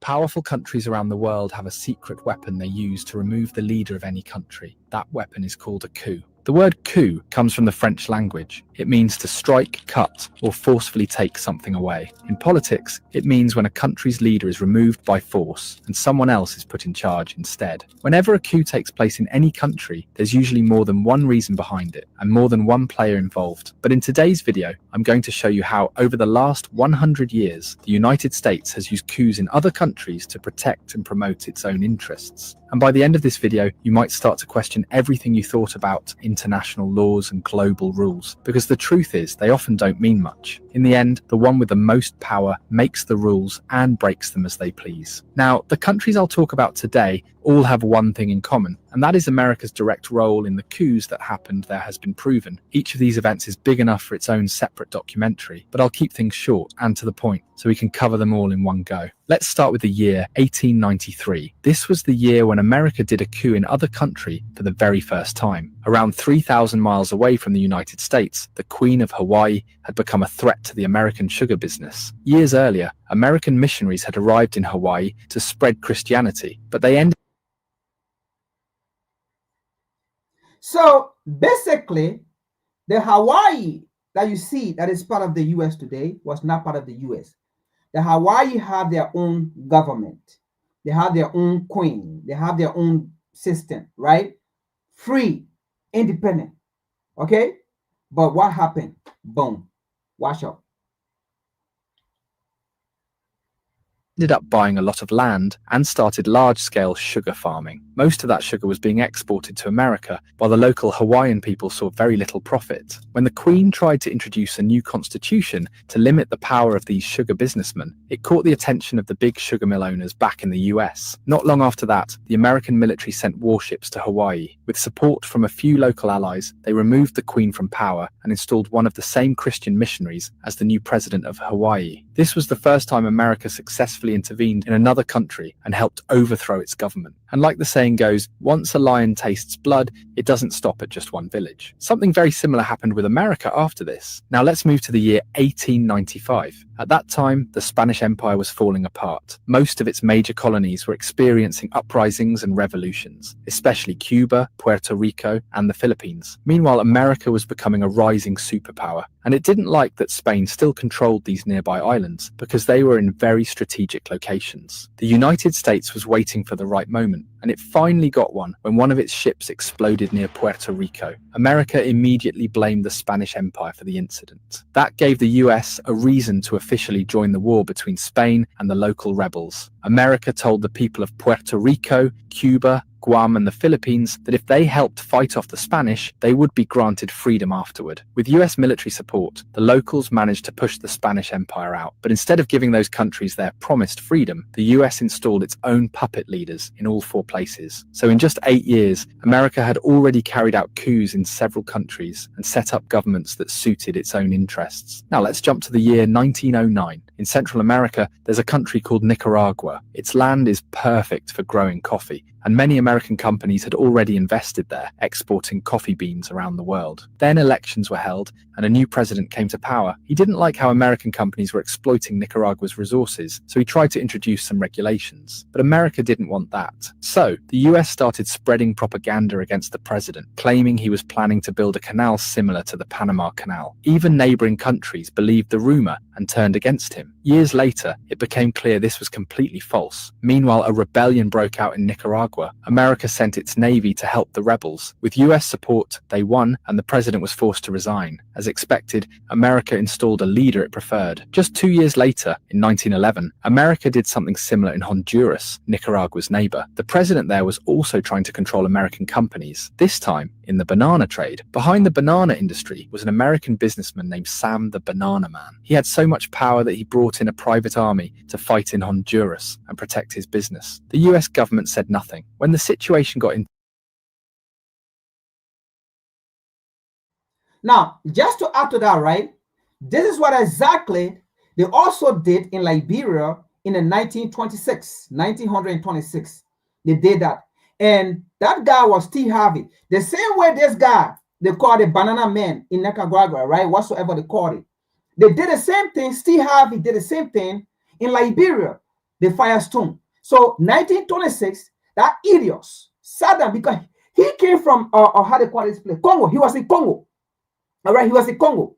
All right, doing the rubber business. But again, Congo was a Belgian colony, was not a U.S. colony. So the king of Leopold, I don't want to call him king, but for historical purpose, right? The king of Leopold, Belgium at that time, Leopold, kicked him out. Okay? Because he was an American man. That was not an American colony. So kick him out. And when they kick him out, and then he decided, hey, America have a colony. That was Liberia. That was how he went to Liberia. All right? In 1926. And then he went and wrote a memo. He wrote on how to acquire land in Liberia without any tension. Because at that time, the rebellious slaves were the one in controlling Liberia at that time. All right? The rebellious slaves, they were never free slaves. We know the history. They lied to us and said it was free slave. The land was created to carry free slave there because America loved them so much. We're talking about 1822.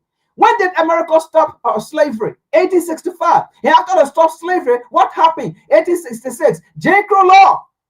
White only.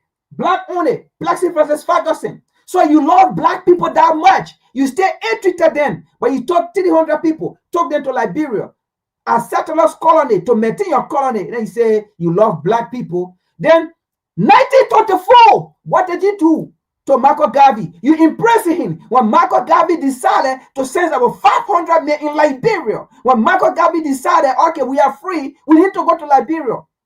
Were those people not free? You caught Marco Garvey, you put him in jail. The 500 men that left from here that went to Liberia, they couldn't come back.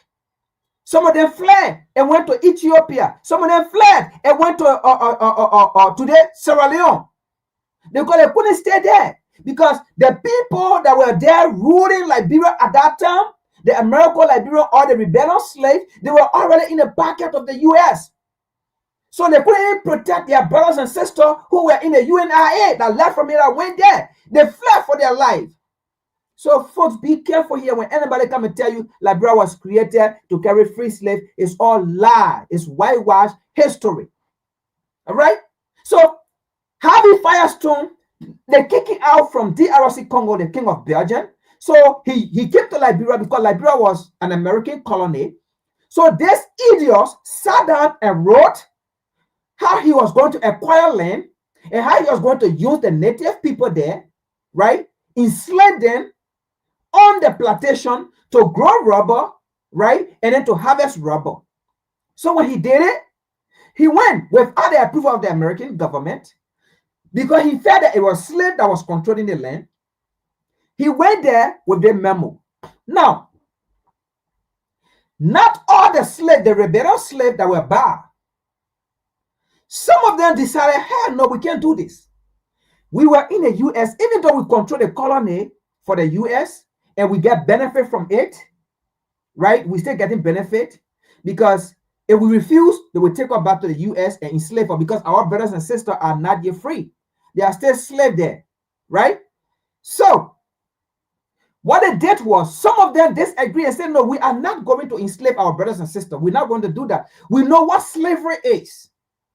Some of them in the house disagreed. What Harvey Firestone did, he came back to the U.S. Came back to the U.S., told the United States government what have happened in Liberia. What the U.S. did, sent a delegate in Liberia, 1926. And then some of the people that were in the house that disagreed to have a plantation to enslave the native people. What happened? The American government ran them out. Some of them fled for their life. Some of them they died. Some of them died. Some of them were killed. And some of them fled for their life. They went to Sierra Leone again for refuge. And they never came back. They stayed there up to today. Those people, they are Sierra Leonean. And they are African. That put it that way and forget about the colonial border. They are African, but they went in Sierra Leone, they stayed there. Fast forward, that's how Harvey Firestone was able to have grant because Harvey Firestone wrote and said he's going to pay 10 cents or 5 cents per acre for land. So that at least history will prove that he paid for it. And then they will say it was the people that sold the land. At that time, native men never had power. Native men were never even citizens since 1847. Native men start gaining some citizenship or recognition in the 1980s. And these are some of the things that brought a coup. I mean, not a coup anyway, but that brought a disunity. And then they say Washington, D.C. used it as a means to create a narrative, right? And then went in, they removed leaders. You see it? But 1904, it was Arthur Barclay. Arthur Barclay, again, was never taken to Liberia by the American Liberia or by ACS or by the United States government. Just like E.J. Raw, Arthur Barclay left Barbados by himself and went to Liberia. So when he became president, his leadership style was different. But again, he was afraid because he saw how E.J. Raw, who left from the U.S. and went to Liberia by himself, wanted to change to bring the native people in. They killed him. E.J. Raw too wanted to do the same thing, but he was afraid that it was going to kill him. But however, E.J. Raw, 1904, was the man that recognized the native people. Even though he did not get in citizenship, but he recognized them. Even though he did not bring them into government, but he recognized them. And said, no, we have to stop treating these people. They are our people. We have to stop it. But he was still afraid they were going to kill him. But he recognized them and left it. So that went on. So fast forward, Harvey Firestone got the land by the United States government, through the United States government influence in the colony. And then they enslaved the native. We're talking about 1926 now. And that time, that was Andrew. Andrew now was the leaders at that time. Andrew, Liberia, you know your history, right? Go learn your history and talk about the creator free slave, land to carry free slave. They love you that much. Even the free slave, they still carrying that narrative. They love you that much. When your people are still in captivity here up to 1865 and then 1868. Then Jim Crow law came in and things. But let's continue. We're not here for that. We're talking about Liberia. And then let's leave Liberia. We're talking about this. So that's how these people operate. So the same way they did it with the banana man, that's how they did it in Liberia. Harvey Firestone. took our land, enslaved our people, never built nothing, no factory, nothing, up to then they use it to build an empire. Go to Liberia today. We cannot produce even this. Sorry to show you, but you see this footwear, we cannot produce it in Liberia. But rubber is from there. Rubber is from there. Firestone, when you hear Firestone, that's Liberia.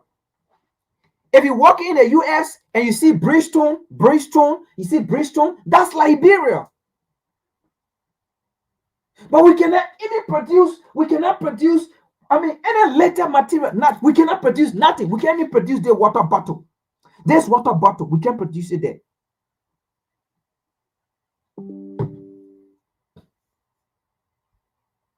So that's why Tinubu went to China. So before Tinubu went to China, Tinubu came to the US and told them what we want. The US don't see it to build your country, to build your economy. They say no. So Tinubu went to China. When Tinubu went to China, they did not hear Trump saying we will go there and blow everything up. You're going to fire Boko Haram. Then why are you going to blow everything out? Nigeria, are you getting it? And then after they blow everything out, they settle there. They're not eating. Well, do you think the US military just going to come if you allow them come? And then after they destroy Boko Haram, like you say, when they destroy Boko Haram, then you think they're just going to walk out and leave? You will be dreaming. Their plan is to have a base because the Sahel, they're no longer there. They are out. In our part of West Africa and thing, maybe only in Ghana. And we're hoping for Ghana to remove them. The AFRICOM, they're Ghana remove them.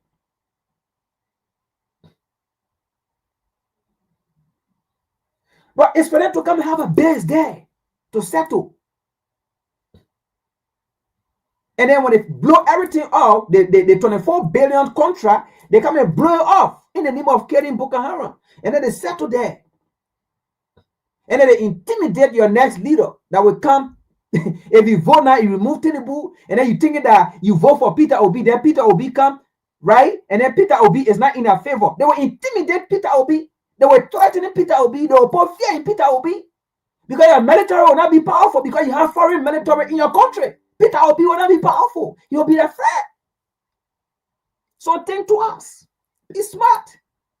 It is not about Christian.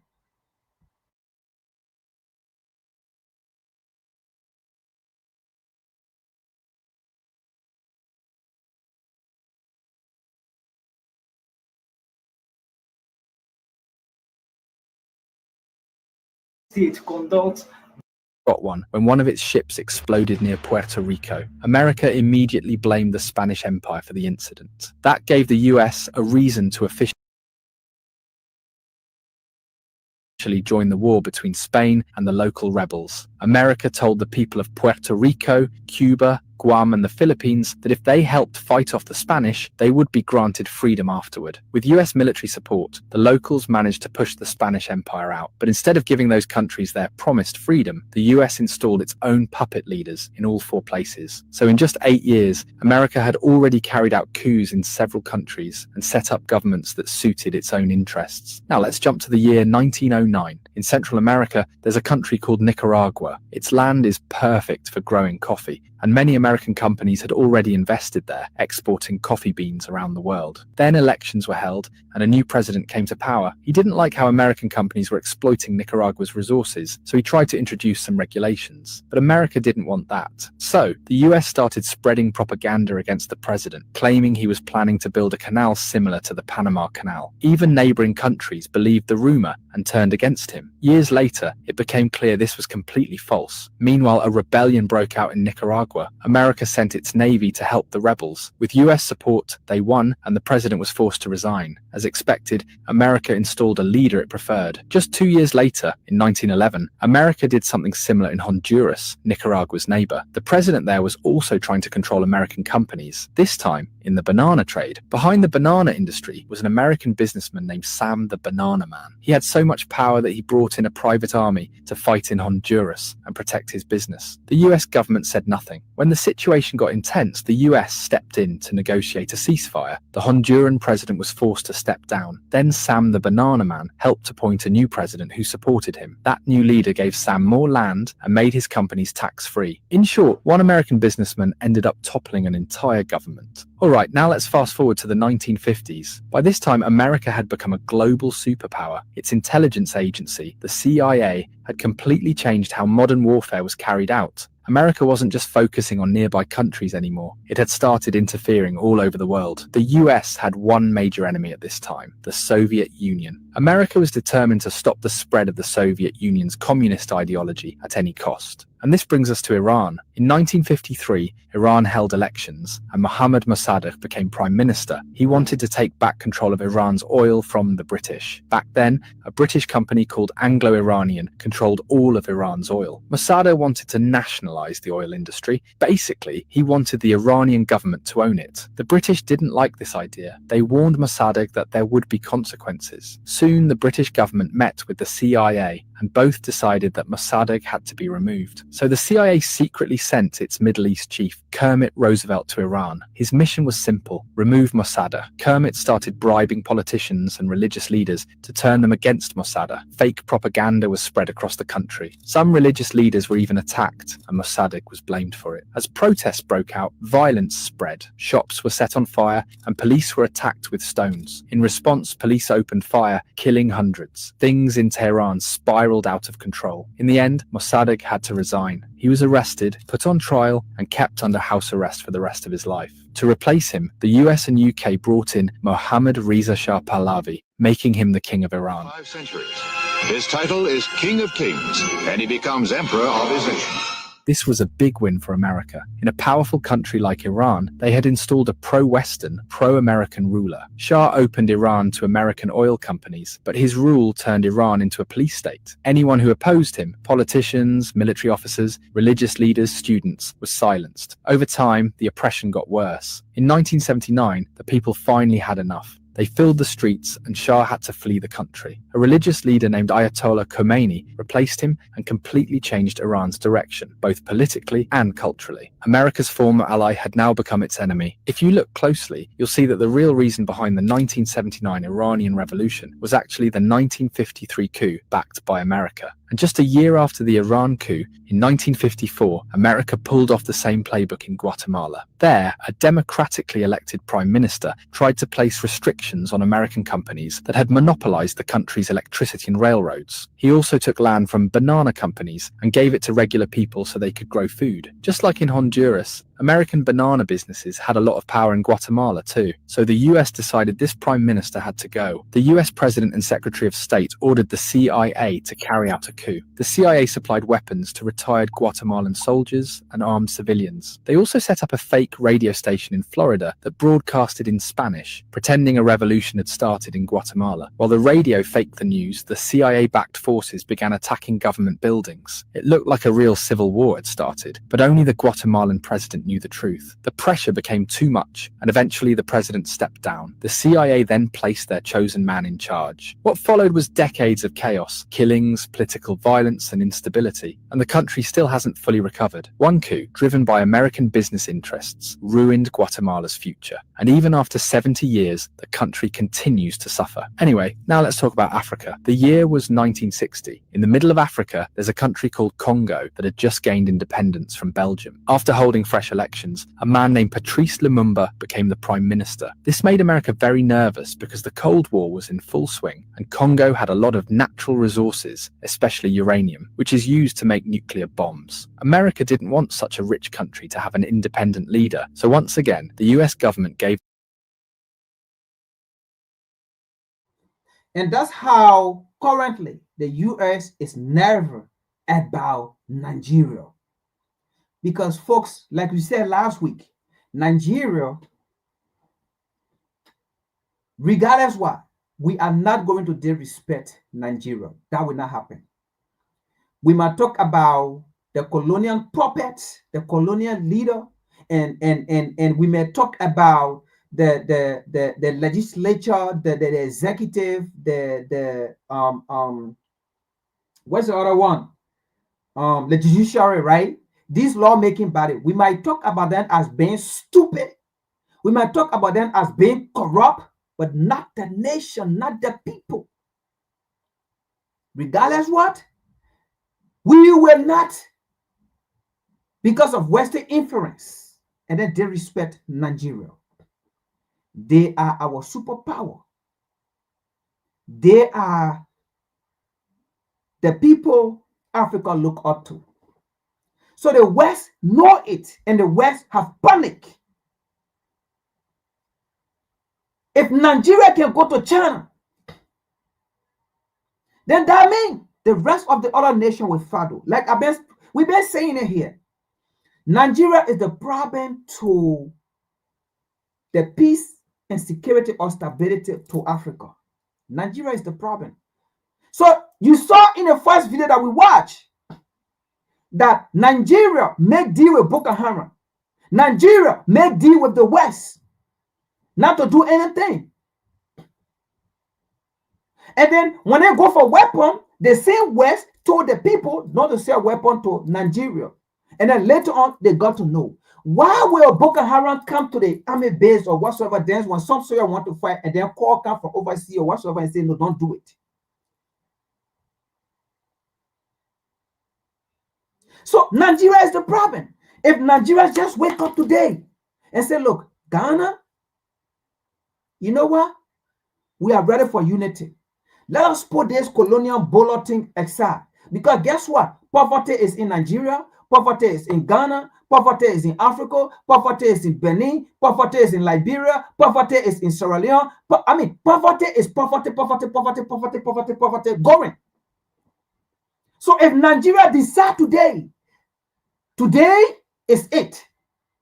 Today, that's it. Let us unite. Let us have one united army. Look, I'm telling you, if Nigeria decide today is it. So for Nigeria to trade to China, and then China come in less than a year, China have spent coming about $24 billion just in October alone, $24 billion to invest in our region. You know what's going to happen?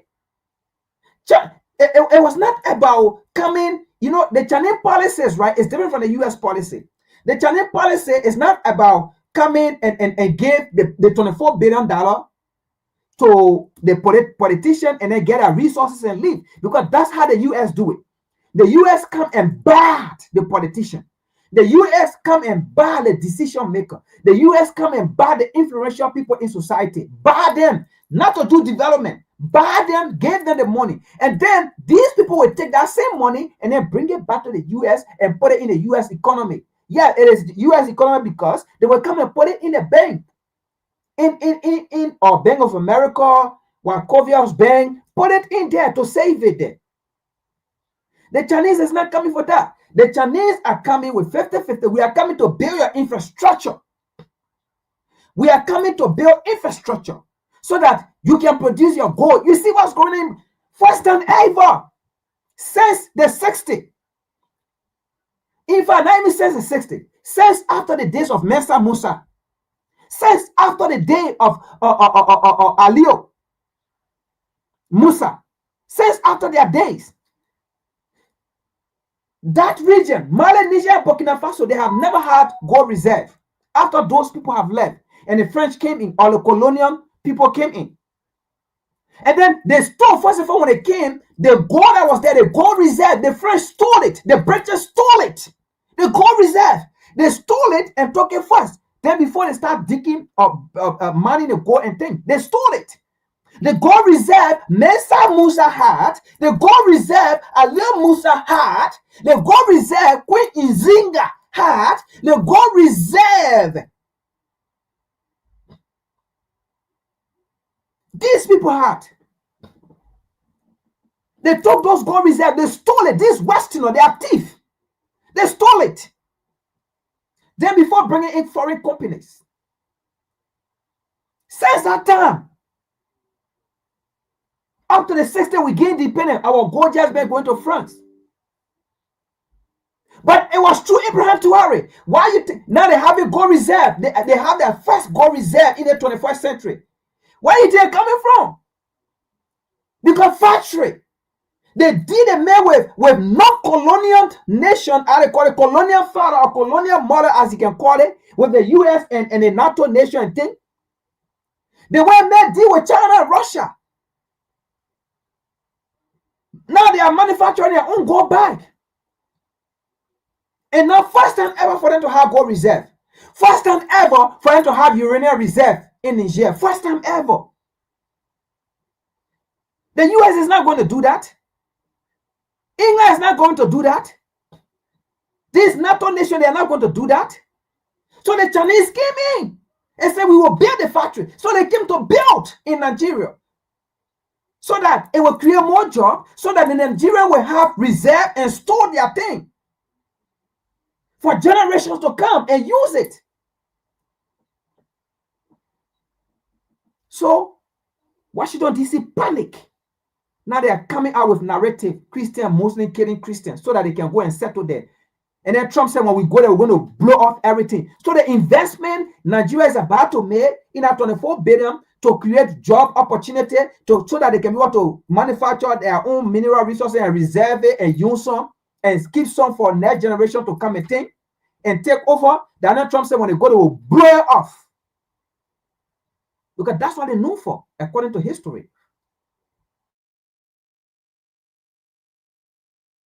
The CIA a mission: remove Lumumba from power. Using money, connections and propaganda, the CIA pulled it off, but many people died in the process, including the Prime Minister himself. Still, the CIA got what it wanted. Now it's 1963. In Southeast Asia, Vietnam had become the center of attention for both global superpowers. Back then, Vietnam was divided into two parts: the Communist North and the Western-backed South. The story of Vietnam is long, and we'll cover it in another detailed video. But to put it simply, America wanted to keep control of South Vietnam. The president there was losing his grip, so the US decided it was time for another coup. This time, they chose a military general to carry it out. Unfortunately, the president was killed during the coup, even though the CIA didn't order that. But what followed was unexpected. Because of this coup, America got stuck in the Vietnam War for the next 10 years. It lost badly and was humiliated. This was the first time America faced the consequences of its own actions. We'll cover the Vietnam War in another video soon. In 1964, America did a similar coup in Brazil. It removed the government and installed a new president that the US liked. Now let's go back to Central America. The year is 1989, and the country is Panama. America had a big interest in Panama because of the Panama Canal, one of the world's most important trade routes. At that time, Panama's dictator was friendly with America, but US officials started losing trust in him. Then some Panamanian soldiers accidentally killed American soldiers. America had been waiting for an excuse like this. It sent 27,000 troops to Panama, crushed the military, and arrested the dictator. He was sentenced to 40 years in jail. Another government was overthrown. Now we go to South Asia, and the year is still 1989. There was a war going on between the Soviet Union and Afghanistan. The Soviets supported Afghan President Mohammad Najibullah, while America backed the Afghan Mujahideen. To help the Mujahideen, America gave billions of dollars in aid to Pakistan, which then passed that support to the Afghan fighters. Eventually, the Mujahideen won and the Soviets left. But the Mujahideen later turned into the Taliban and Al-Qaeda. Just 12 years later, in 2001, America went to war against those same groups and destroyed Afghanistan. Now it's 2003, and America has shifted its focus to Iraq. The US wanted to remove Saddam Hussein at all costs. We've already made a video explaining why, and you should definitely check that one out if you want to understand the full background. In 2003, America invaded Iraq, saying it was looking for chemical weapons. In a matter of weeks, Saddam's government was removed and replaced with one friendly to America. 3 years later, in 2006, Saddam was executed. Another American-backed coup was completed. But this time it led to something even worse. Terrorist groups like ISIS were born and went on to destabilize the entire Middle East. Even today, these groups remain a threat. Now let's talk about the final coup in this video. The year is 2011, and protests had started across the Arab world. These protests were called the Arab Spring. One major hotspot was Libya, where Muammar Gaddafi had been in power for 32 years. Many Libyans were unhappy with his rule. Gaddafi was strongly against America and NATO. The protests gave the US a perfect chance to remove him. Once again, America pushed for a coup, but this time NATO joined in. NATO drones attacked Gaddafi's convoy, and he was eventually caught and killed on the spot. Since then, Libya has remained in chaos. chaos and has never been stable again. This might be one of the most detailed videos we've done on this channel, but it's also one of the most important. It shows just how far powerful countries and people will go to protect their interests. If you have power, even the law will bow to you. We may not like it, but this is how global politics work. Let's see what happens next. Will America pick another country as its target, or will it start facing internal divisions or... Yes, America have picked another country as a target, and that is Nigeria.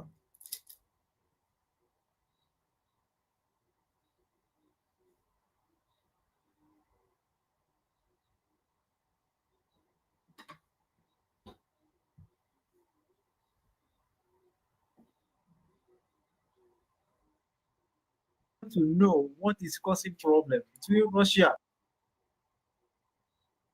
Wanted to or currently wants to conquer Ukraine and Eastern Europe. Guys, take a look at this video. If you really want to know what is causing problem between Russia, Ukraine, and NATO, European countries, listen. Do you think Putin wanted to or currently wants to conquer Ukraine and Eastern Europe? Oh, no, I've never thought that. You know, going back to the Clinton. By the way, let me make this disclaimer again. This video is for educational purpose only. This podcast is for educational purpose only. It is not a video of propaganda against the US in favor of China or Russia. Like we've been saying here, and we say it again. What we say here is for the interest of the African globally. It is for the interest of African nations globally. It is for the interest of the African continent. It is for the interest of the African people. Also of that, we don't really care to discuss anything. So we show this video and we are discussing it because we want for African to wake up. We want for Black people around the world to wake up and stop being used. Because it is the same system, right? But just being used in different way. They are so sophisticated in using us, in using Black people. It's the same system, never changed. So we are showing it for African people, for Black people around the world, right? To be aware of the system, all right? So it is not a video or a podcast or a topic against anybody or for anybody, but for African worldwide interests and for our continent and nations.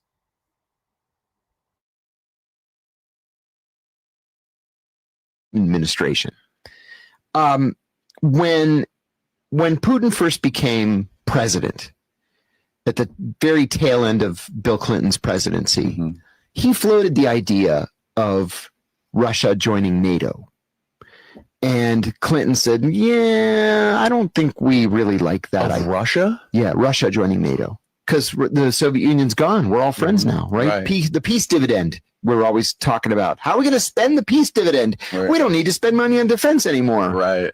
Hardy har har. So Clinton's like, we don't really like that idea very much.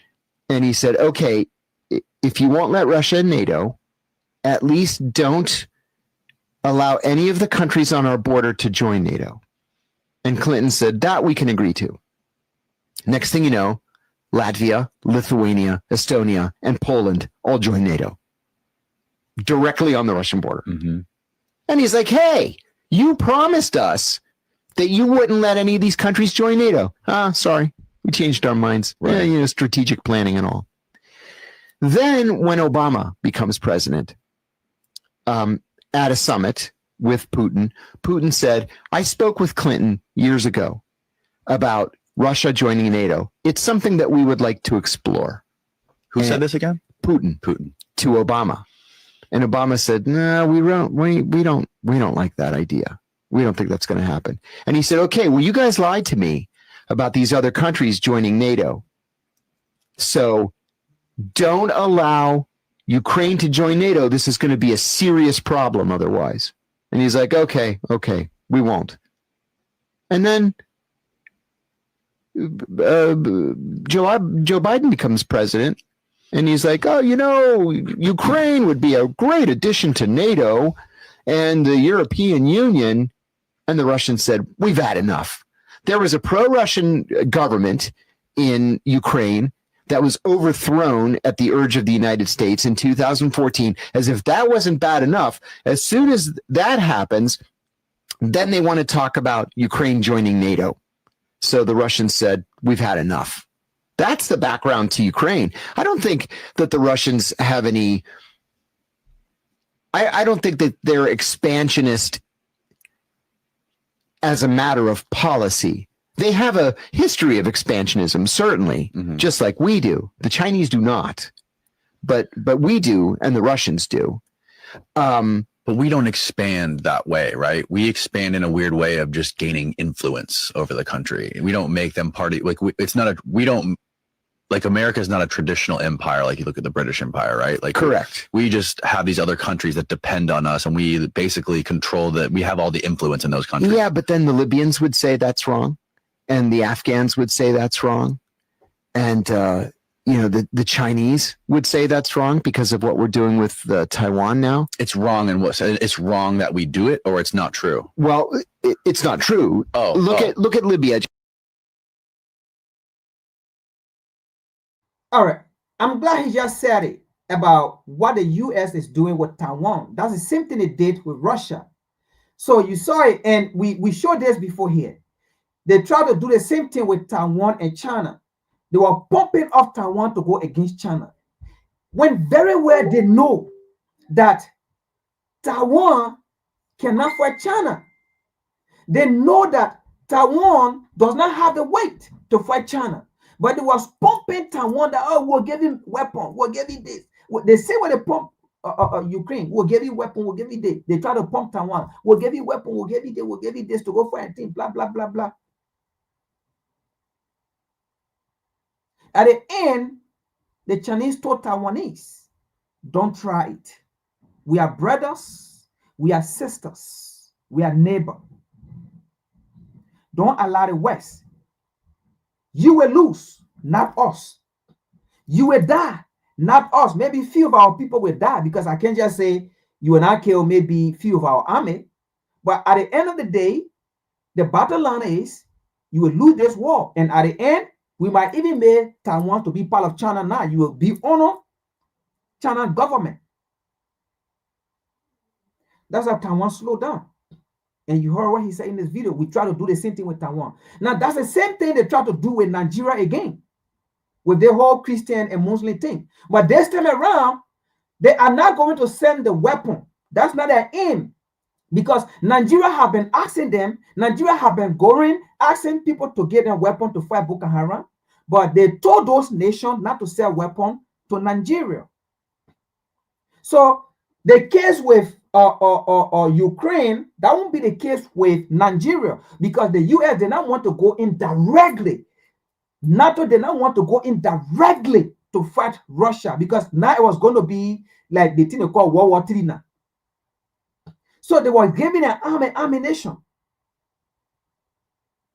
But with Nigeria, they won't give ammunition. The US herself want to go in, right, to go establish her military base there. Because if she dare try go there, she's not leaving. Because her aim is to get in first. Her aim is to get her 2 foot in there. That's it. Whether she will not fight Boko Haram or not fight Boko Haram, but it's to sit there. And then while she's in there, I mean, the US is already in Ghana. If they actually want to fight Boko Haram, they don't have to go to have base in Nigeria. They're already in Ghana. They're already in Ghana. And Ghana, they're just there. Ghana, Nigeria, it's just there. So why would you want to go have base in Ghana? I mean, Nigeria. So it's not to go kill Boko Haram. It's to have a base there to intimidate the Sahel nation. It's to have base there to intimidate China. So the US not there going there for competition with China to say, okay, you know what, say the Chinese are coming with 24 billion. Just in October, the Chinese have come with 24 billion to build factory, to provide job. Okay, you know what? We're going to double that. We are going to come with 50 billion to build factory too. So Nigeria can work. So Nigeria can be able to produce. So we ourselves, we can gain too. America is not going to do that. America will come with their base. Then we see that doing Ebola time in Liberia. When the Chinese were bringing their medical supplies, when the Cuban were bringing medical supplies, America was talking about carrying military. Oh, this country is very interesting. America was talking about carrying their military to go for Ebola. You're going to fight Ebola with World War II weapons, World War III weapons. When the Chinese were going with military, with the medical personnel, the Cuban, thank God to the Cuban. Cuba went there with in Liberia with the medical personnel. And after they fought they fought Ebola in Liberia, they left. While the US were talking about they're going with their military there. You see how they play phone all of people? So that's the same thing they want to do to Nigeria. It's not about fighting Boko Haram. They just want to go in there and have a base and stay there.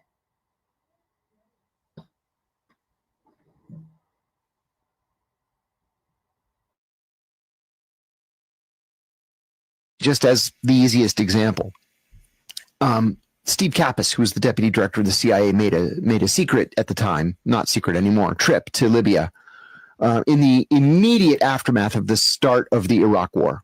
With what you just heard right now, I believe you cannot know the cause of this war. Who caused this war between Russia and Ukraine?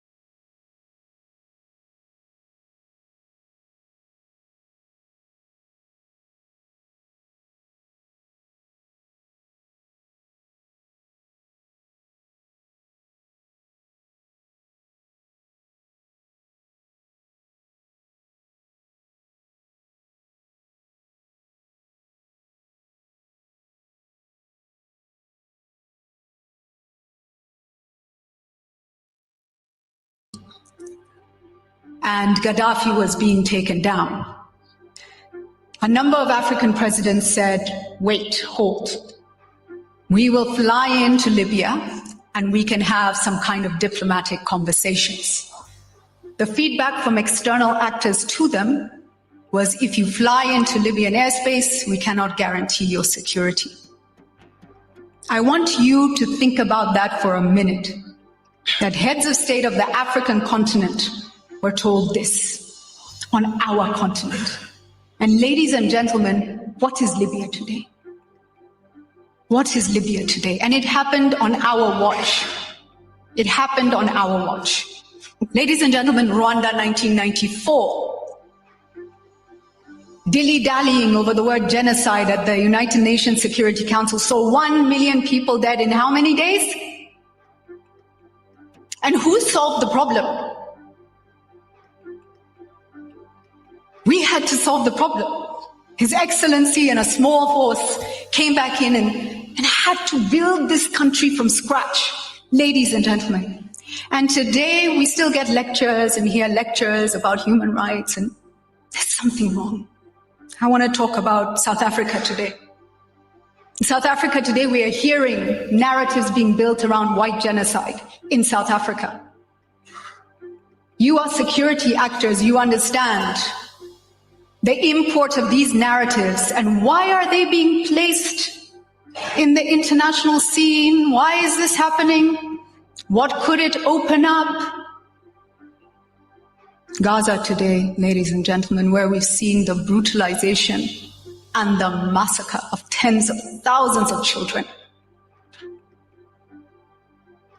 The multilateral systems, 54 nations a strong continent, resource-rich, fastest-growing continent in the world.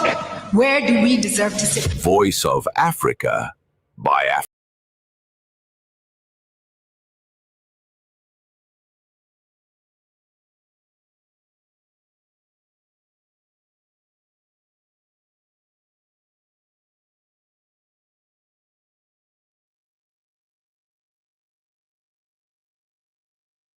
The level of propaganda in the West, particularly in the United States, to portray Russia as this threat to Western values, threat to freedom, to democracy, ignoring all the time that it has been the United States that's been threatening Russia over the last 30 years.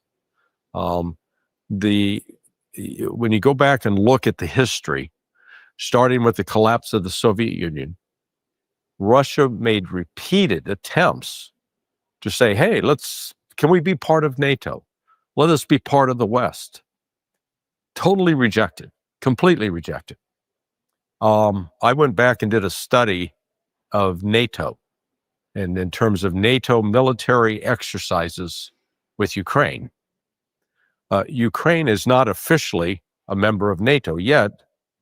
When you look at the number of military exercises that have been carried out with Ukraine over the last 30 years, there are now, 32 members of NATO? Of those 32 members of NATO, there are only 6 countries in NATO that have carried out more military exercises under NATO than Ukraine. In other words, Ukraine has carried out more military exercises with NATO than 24 of the other countries. Starting in 1995, NATO set up a de facto military base in Yavoriv, which is in western Ukraine. So throughout this period, Russia has been continuing to try to become part of, to cooperate with, collaborate with the West, constantly rejected. And I think one of the reasons is the West has to have an enemy in order to justify a $1 trillion defense budget. You told me that you worked in Ukraine on the ground on a military basis. Yeah. Why that? What happened? Well, again, the goal, Russia, by virtue of being the #1 country in the world in terms of natural resources, not just oil and gas, minerals of all sorts, the West wants to have it, wants to control that. They cannot stand the idea that Russia is the largest country in terms of landmass, encompassing 11 time zones. That's twice the size of the United States. The West simply cannot abide the concept of a free Russia. Russia is seen as something that must be dominated, controlled, and under this complete control of the West. And that's the same thing. That's how they think about Africa. Their plan is not to see freed Africa. That is why, because their plan is not to see free Africa, that is why they support terrorists, they support Boko Haram, Al-Qaeda, ISIS, and then they tell nations not to sell ammunition to African nations to fight Boko Haram or the terrorists. Because their aim is not to see a free Africa. That's why they say Africa will never have a veto power on the United Nations, because if Africa do have a veto power, the United Nations will become dysfunctional. And then we see some of these stupid African leaders still coming to the UN giving stupid speeches.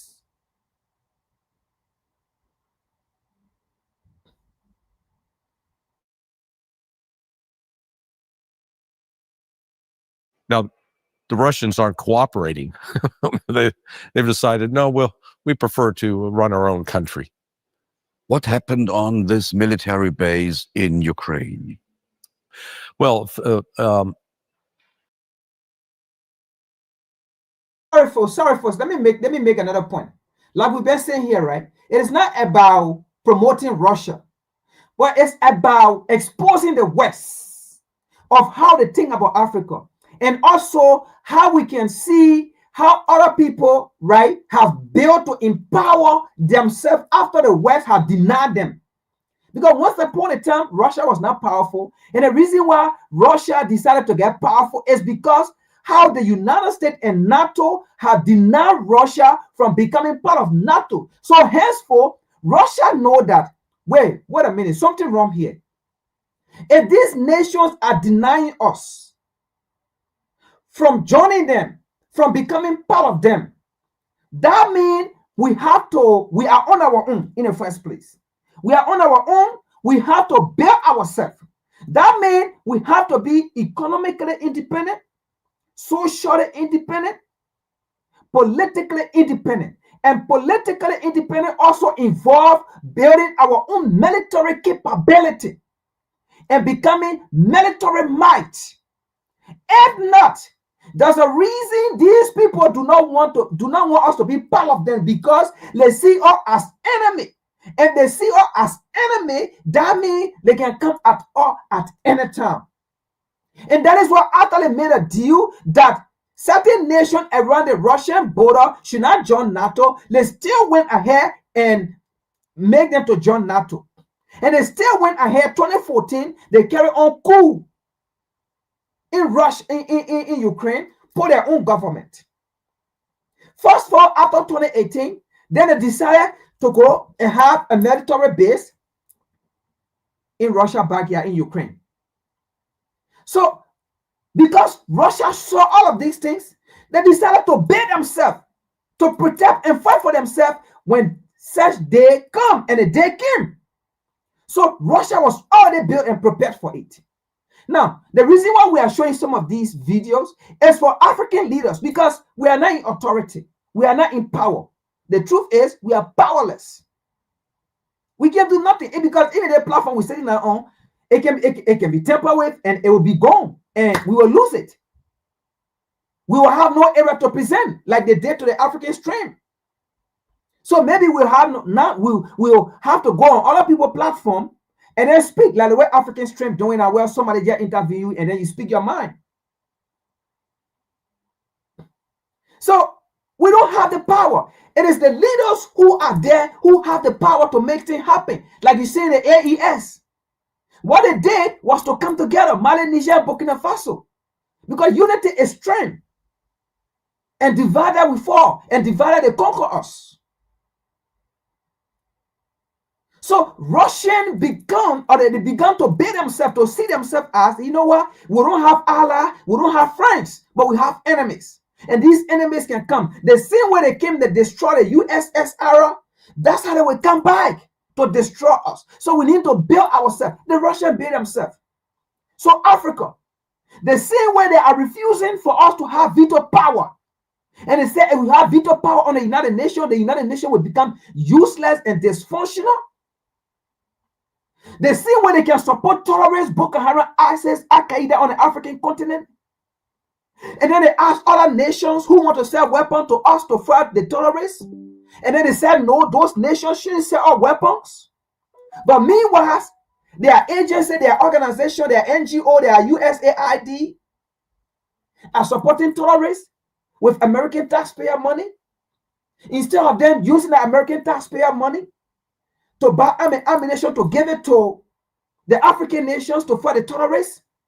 But rather they are telling people not to sell weapons to Africans to fight the terrorists. That means we have to put our differences aside and put those colonial bullies aside. And unite and build and defend ourselves. Nobody defend the Russian build and they defending themselves. The Chinese, the Indian, and the list can go on.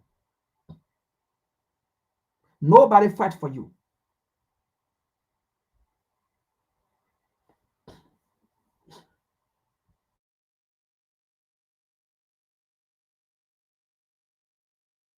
For example, one of the activities at that base was training Ukraine to conduct cyber warfare activities against Russia. That used to be on the website. Prior to the start of the special military operation, that was listed there as one of the activities. Russia struck Yavoriv, I believe it was March 13th of 2022. And they did so because it was being used as a staging base for foreign mercenaries that were entering the fight on behalf of Ukraine. And so when Russia hit it, I recall it sent shockwaves And this is through the Pentagon, through the U.S. military, because they really didn't believe that Russia had that capability to hit with they struck with a hypersonic missile. And it killed a number of foreign mercenaries. And that wasn't the first time it was struck, but that wasn't the last time it was struck, but it was the first time. So Yavoriv became somewhat of a symbol of the forward activity of NATO. And after that, NATO, they tried to erase NATO's signature. But the fact of the matter has been that this war has been a de facto war between Russia and NATO. Ukraine is just a mere proxy, and the efforts of the West, particularly with Ukraine from 1995 forward, was to build Ukraine up militarily so that it could be used as a wedge attacking Russia. And there are actually many that believe that it would defeat Russia. And in defeating Russia, that would become subservient to the West. That means the United States and NATO tried to make Ukraine a kind of transmission belt for a proxy war. Correct. Since the mid-90s. Yes. Now, this was put into a paper that was written for Rand Corporation, I believe in 2019. There was a subsequent paper was produced by a man named Aaron Wes Mitchell that was submitted to the Pentagon in, I believe it was December of 2020. Both of those papers stated that the real threat is China. But to deal with China, you have to split Russia away from China. You had to defeat Russia militarily. And in a weakened state militarily, Russia would then become an ally of the West, could join with the West in attacking China. So the long-term view, at least within, if you want to call it Western strategy, is to ultimately attack China. China is seen as the big threat. But for right now, Russia became the surrogate. And frankly, Russia has not cooperated. Russia has effectively defeated NATO. They have exposed NATO as a paper tiger. Even though Trump likes to refer to Russia as a paper tiger, the reality is on every single advanced weapon system that NATO introduced into the theater, whether TACAM missiles, HIMARS, Patriot missiles. The only one that hasn't, I guess, been introduced is the Taurus out of Germany. But Scalp, I think, out of France, Storm Shadow out of Britain. Russia's defeated them all. The countermeasures the Russians have developed have proven quite effective. F-16 was introduced, supposedly a game changer. Didn't. In the summer of 2022, the M777 howitzer with 155 millimeter shells, that was introduced. And then what they discovered is the West could not produce enough artillery shells to sustain Ukrainian military operations over a month period. Whereas even Mark Rutte, the current Secretary General of the UN, of NATO, admitted earlier this year that Russia produces more artillery shells in 3 months than all of the NATO countries, including the United States combined, can produce in a year. So what this war has exposed is the weakness of NATO militarily. So we're going to take this video out, right? It's long, we can't play all. But my point here is, the reason why I'm playing this video is for Africans, people to see only Africa can fight for Africa. Only African can fight for Africa. Only black people can fight for black people. No one else. So you see how over the years, Russia said, these people destroy the USSR, they can come back. We should fight to build ourselves militarily, even food, agriculturally. We should produce food for ourselves, or else they can still come and kill us through food. They will poison food. And that is why black people, food have been poisoned, sickness, bioweapon, to the extent Bill Gates, who talk about depopulation of the African continent. He's going in Africa, asking African leaders that he want to produce food for African people to be eating, to be feeding African people. Does that make sense? That's why we play some of these videos, to understand that when they are coming, like I said, it's not about preaching for Russia and against anybody. But the point here is so that you can also understand the propaganda that have been played against Russia. But you see, people are sitting there telling you it's not Russia. In fact, Russia have been backing these people to be part of them. Russia backed NATO. They see where Africans are backing the so-called United Nations to be part of the United Nations. And they are saying no. And then we still have African, they get one non-permanency like Liberia. What kind of decision making you can get? Then they're so happy and celebrating passing around non-permanent seat. It simply means you are a slave. Just like doing slavery time or doing how they call it, or what they think, 1860 or I don't know what, Pleasant versus Ferguson, separate or equal, whatsoever the thing may be.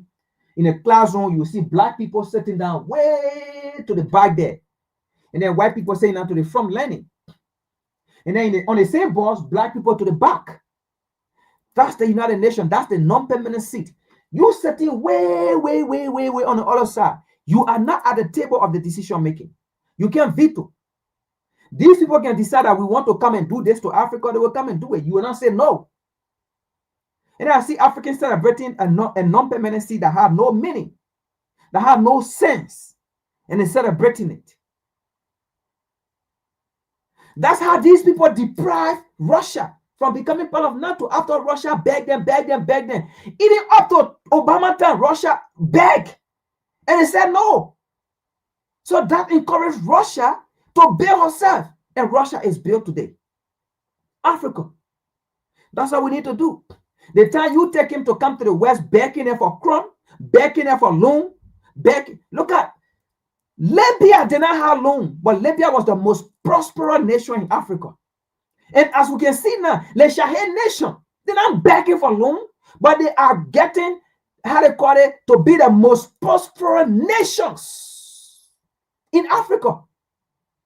Why you are still chasing World Bank, IMF? Why you are still chasing crumbs, begging people for $10 million, $15 million, $20 million that the politician will use to pay lawmakers, that the citizen will not even see it. But when the citizens hear that, oh, this president traveled and they gave 20 million, and then the citizens are happy. But the 20 million will be used to pay politicians, to make bad deeds, to make bad concession agreements. And you're there happy. Instead of you asking for a leader like Burkina Faso, instead of you asking for a leader like Tiani, Exemi, and Abraham, instead of you asking for a leader like that, you are asking for leaders who will be puppet, still be flying to come and meet their colonial master, asking them for crumbs. And then the crumbs will be used to pay the cabinets, to pay the lawmaking bodies. And nothing at the end of the day, nothing reached for hospital, for schools, for agriculture, for roads, nothing. So we're going to take this out.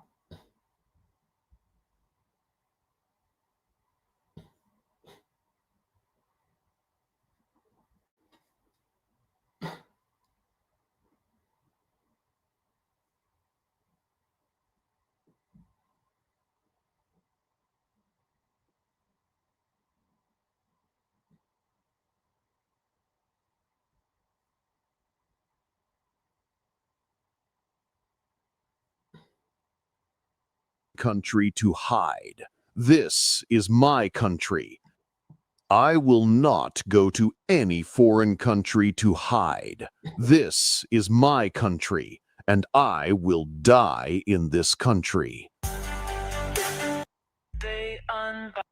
Into a forest. Now everything grows there. I turned that desert into a forest. Now everything grows there.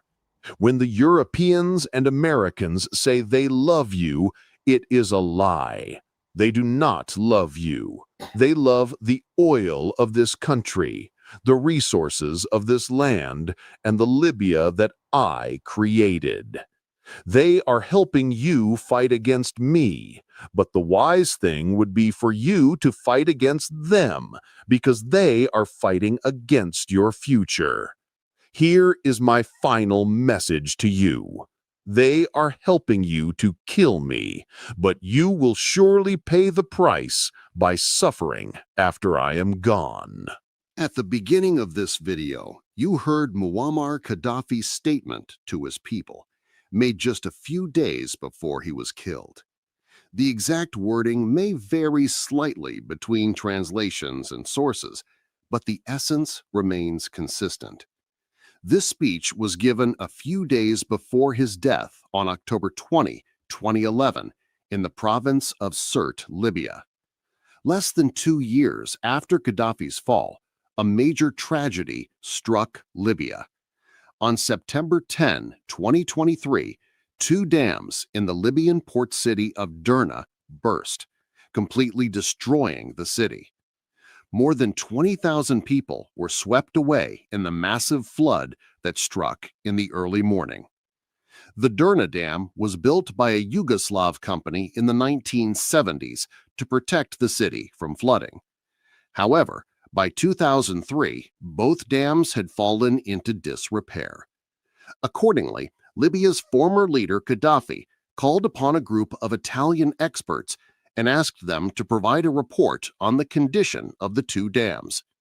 In 2003, these experts issued a report stating that the 2 dams could not be repaired and that a 3rd dam must be built. Following this recommendation, in 2007, Muammar Gaddafi assigned a Turkish company to build the 3rd dam, and construction began the same year. Time slowly passed. Then came the Arab Spring. The people of Libya demanded democracy and began protesting against their ruler. As a result, the company constructing the dam had to halt work. During the uprising, the rebels seized all the trucks, cabs, and buses belonging to the construction company, armed them, and used them to fight against Gaddafi. Although the construction of the new dam was scheduled to be completed in 2012, it was never finished after Gaddafi's overthrow and assassination on October 20, 2011. This was a tragedy that the Libyan people could never have foreseen. By September 2023, the city of Derna had about 90,000 residents, most of whom had fought against Gaddafi. They never imagined that by stopping the dam project their leader had begun, and by killing that same leader, they would one day face such devastating consequences. See how ironic fate can be. Gaddafi ruled Libya from 1969 until his assassination in 2011. When he was finally killed, Libya's per capita income stood at $11,000, making it one of the most prosperous countries in Africa. He transformed a desert into a thriving nation and did many things for his people that are rarely spoken about. For example, electricity, healthcare, and education were all provided free of charge. If a student wished to study a subject unavailable in Libyan universities, they were offered scholarships to study abroad. Newly married couples received $50,000 to purchase their first home. In his famous Green Book, Gaddafi wrote, "A house is a basic human right," and he once vowed to give his parents a home only after every Libyan had one. For every barrel of oil sold, a share of the profit was deposited directly into citizens' bank accounts. When Gaddafi came to power, Libya's literacy rate was only 25%, but by the end of his rule it had risen to 83%. Another notable fact is that during Gaddafi's leadership, Libya owed no debt to any foreign nation, yet its foreign reserves stood at $150 billion. The current crisis in Libya cannot be summarized in a single video. To avoid making this video too long, I'll share the rest of the story in another part. In the next video, we'll discuss the origins of Gaddafi's downfall, the involvement of foreign intelligence agencies, and the biggest mistakes made during Obama's presidency. Don't forget to share your thoughts about this video in the comments below. If you haven't subscribed yet, click the red button below to join us.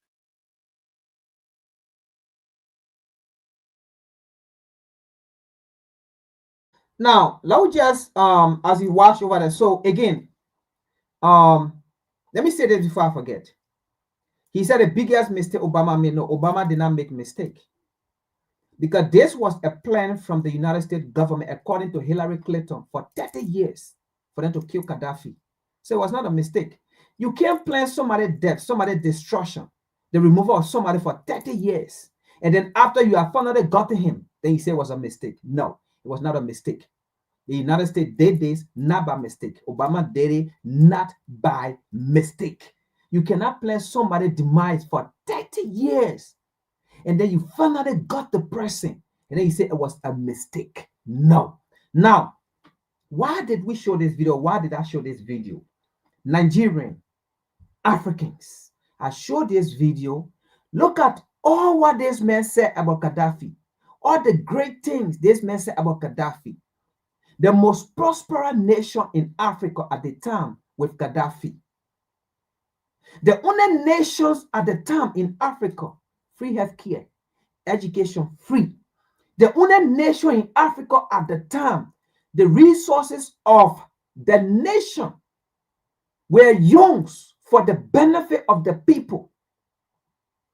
Every paper money going into their account without even working. You want to lead the nation to go overseas for school, the nation pay for it. Everything. They pay for it. Allowance, everything paid for. Free of charge.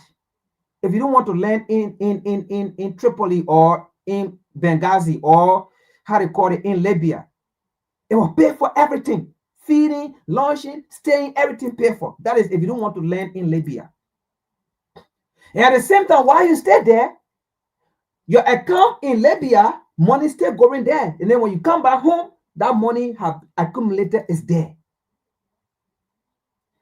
The resources was used. Now, the question here is to you Nigerian, because you're calling for this. You guys are calling for this. The question here is, all of that Gaddafi did for Libya, transformed Libya, because when he became president, Libya was a desert. Nothing, absolutely nothing. It was a poverty nation, nothing. But he changed that desert to green land. He changed that desert to heaven, not hell. Because, like I said, hell is on earth and heaven is on earth. The life you live determines hell, and the life you live determines heaven. Okay? When you die, there's nowhere called heaven. That's just religions believe that they bring to manipulate, to brainwash you. So that if you want to do some things, you're afraid. But at the same time, the people that exploit you, you lead them to exploit you because you want to go to heaven. You don't need riches. You want that poor to go heaven. Jimmy Papa. But my point here is, Gaddafi did all of that, and the West saw it. Washington, D.C. saw it. If it was for the love, if it was for the love of the Libyan, why did they kill Gaddafi? If it was for the love, because what Gaddafi did in Africa, the entire African continent, no leader at the time of Gaddafi, no leader on the African continent was doing it. And no nation on the African continent benefited from their national resources, unlike Gaddafi or unlike the people of Libya. But the US still went against him. NATO still went against him. And they said everything that Gaddafi did for his people was vanity. In fact, it was coming to provide better alternative for the Libyan. But today, see Libya. Is that a better alternative? No, you Nigerian, this is for y'all. This is for y'all. Now, Washington, D.C. is talking about they love you. They love one set of people and they hate one set of people. And to say every Muslim in the country are killer. If that's why you guys telling us now, you Christian, are you guys telling us, you Christian in Nigeria, are you guys telling us every Muslim in Nigeria, they are killer? Every Muslims in Nigeria are killing Christian? If that's what you're telling us.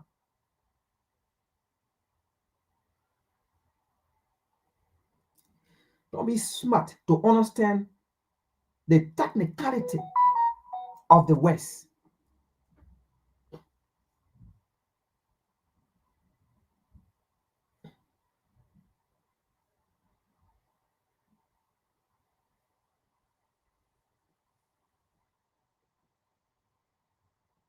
Continue in the capital Tripoli. Despite the announcement of a ceasefire, fresh gun battle erupted on Wednesday in Tripoli between two powerful armed groups. Some of the activists, they rejected completely what Saif al-Islam has said in his speech. The problem with this speech was that it was in a threatening tone and threatening language. Most of the people were expecting that it was a conciliatory. By the way, this is Gaddafi's son who has returned to Libya. Okay? But watch what is going on in the videos. Because Nigerian, the Libyans are regretting. Now, the people, Washington, D.C. put in power after they killed Gaddafi. After Washington, D.C. and NATO killed Gaddafi. The people they put in power to provide democracy or better alternative for the Libyan, they are not. Because the Libyans, since the death of Gaddafi and Obama took over, because like we said, Obama is the president for Libya and Hillary Clinton is the prime minister, or as we speak, the general secretary, all right, for Libya. And since they've been there, Obama have been so corrupt, Obama and Hillary Clinton have been unable to provide the alternative life for the Libyan. Because since Obama and Clinton went in, they got inaugurated in Libya to rule Libya, the Libyan people have never benefited from their oil, but rather foreign companies are looting the people oil and taking it overseas. Now, the sons of Gaddafi have returned. But he returned and he's playing his political game very well. And now the people are in favor of Gaddafi's son, saying that if his father did this and rescued the nation at that time from desert to Greenland and became the most prosperous nation in Africa, in fact, an empire, their belief is the blood of the father run through the son. The character of the father run through the son. The love of the father run through the son. And they believe that the son can rescue them from dictator Obama, from dictator Hillary Clinton. Because Obama is the president for Libya and Hillary Clinton is a prime minister or the general secretary for Libya. They got inaugurated after they killed Gaddafi. And since they came in, they got inaugurated. Hillary Clinton and Obama have been so corrupt. To the extent the people does not want Obama and Hillary Clinton to lead their country again. And now see, since Obama and Hillary Clinton came in, they got inaugurated, and they've been serving this country very, how they call it, benevolent dictatorship or benevolent dictator form of government. And that's what they've been, carry on in our country. The country is destroyed. And now their only hope is for Gaddafi's son to come and rescue them. So Nigeria, pay attention and learn.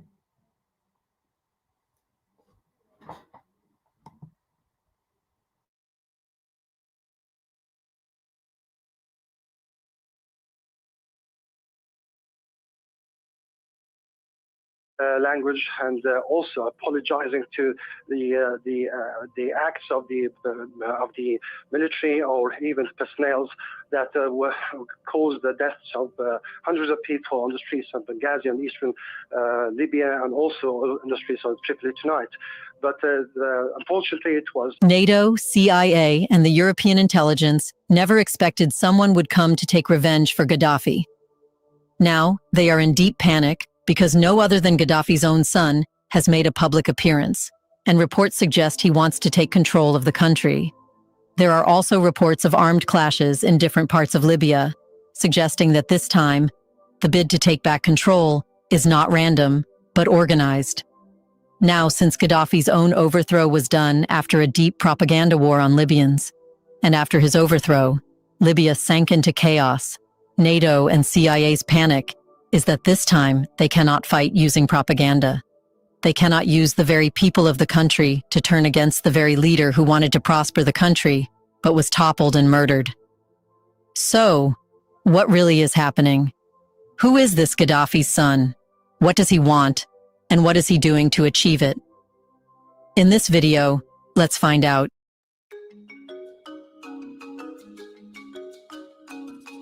Hey, Alicia Little here, and I'm excited to announce that the 3rd annual AI and Marketing Summit is here. Misrata has always been more than another Libyan city. It is the heartbeat of the 2011 uprising that ended Muammar Gaddafi's rule. Now, when gunfire again echoed through its neighborhoods in the spring of 2025, Libyans immediately felt the symbolism. Two groups, the Joint Operations Force and the 24th Infantry Battalion, both nominally loyal to the Tripoli-based government of national unity, suddenly turned their weapons on each other.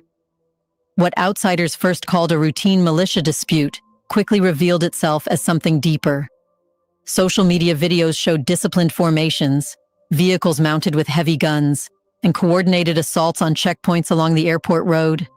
Residents reported fighters using encrypted radios and moving under single-voice orders. This was not the usual street chaos of rival gangs competing for smuggling routes. It looked like a campaign. In Al Garan district, roads were sealed and civilian traffic stopped, suggesting a deliberate attempt to control strategic corridors. Even longtime observers of Libyan conflicts, accustomed to fragmented skirmishes, noticed the difference in command, planning, and timing.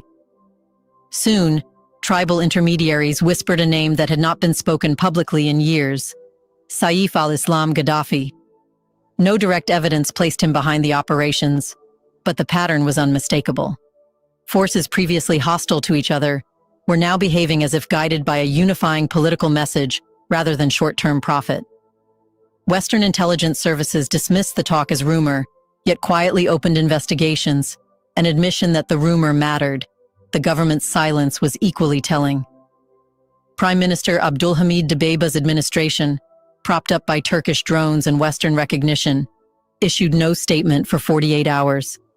Inside Tripoli, officials feared acknowledging a reality they could not control. That Misrata, the cradle of anti-Gaddafi rebellion, was now doubting the revolution itself.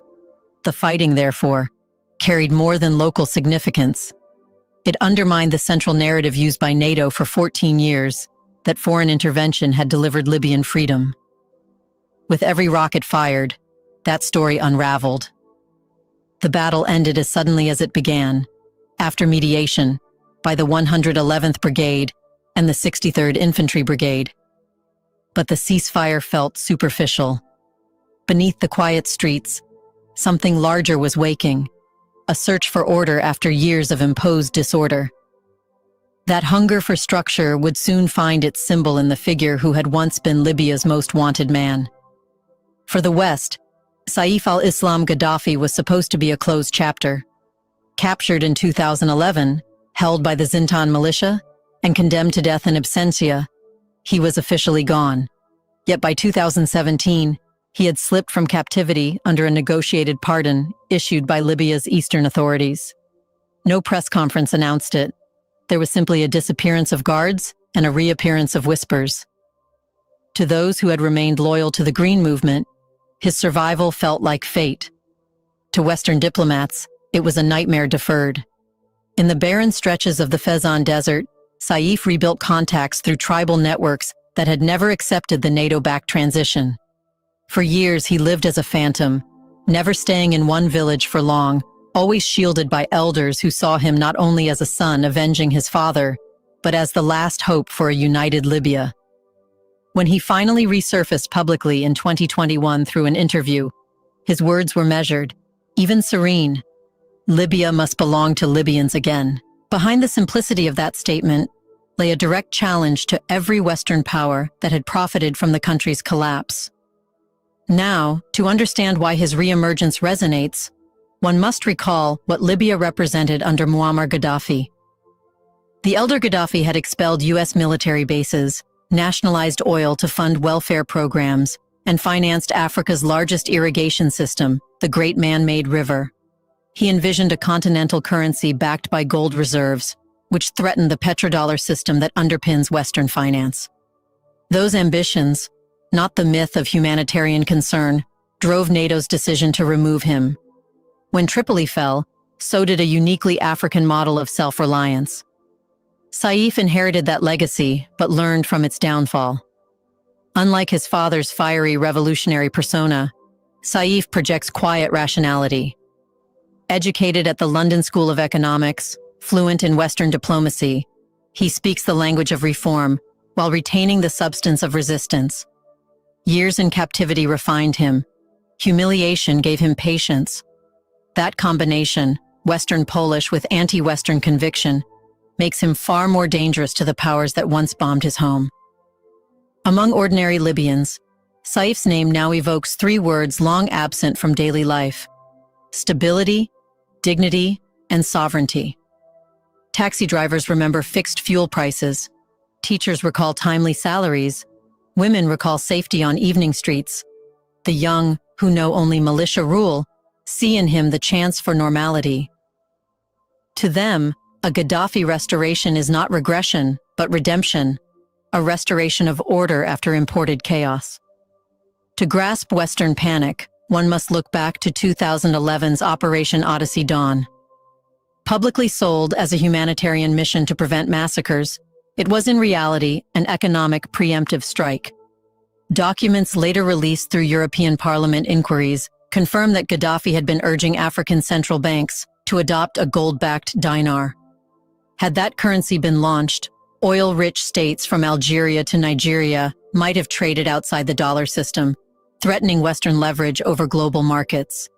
Hence, the airstrikes, the no-fly zone, and the narrative of dictator versus democracy. The result was catastrophic. A once centralized welfare state became a fragmented battleground of militias and mercenaries. Slave markets appeared in open daylight. UN data show over 400,000 people displaced. For NATO, however, the goal was achieved. The petrodollar was safe, and Libya's independence was buried.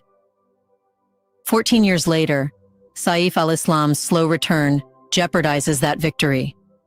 His network now spans ex-army officers, southern tribes, and political figures disillusioned with Dbeibah's corruption. His slogan, Libya First, Africa United, West Out, encapsulates a worldview utterly incompatible with Western interests. Before we continue further, tell us, are you enjoying the video? If yes, please like and share the video and subscribe to our channel to watch more videos on Black Africa. If you're hearing these words, it's not a coincidence. Something powerful is moving in the... Let's continue now. A Gaddafi comeback would threaten European access to cheap oil, disrupt migration control deals with Tripoli, and revive the call for an African economic bloc independent of Washington and Brussels. That is why think tanks from London to Washington now publish reports on Gaddafi nostalgia as a security threat. They fear not sentimentality, but accountability. The possibility that Libyans will compare their lives before and after NATO's liberation. The Pentagon's Psychological Operations Manual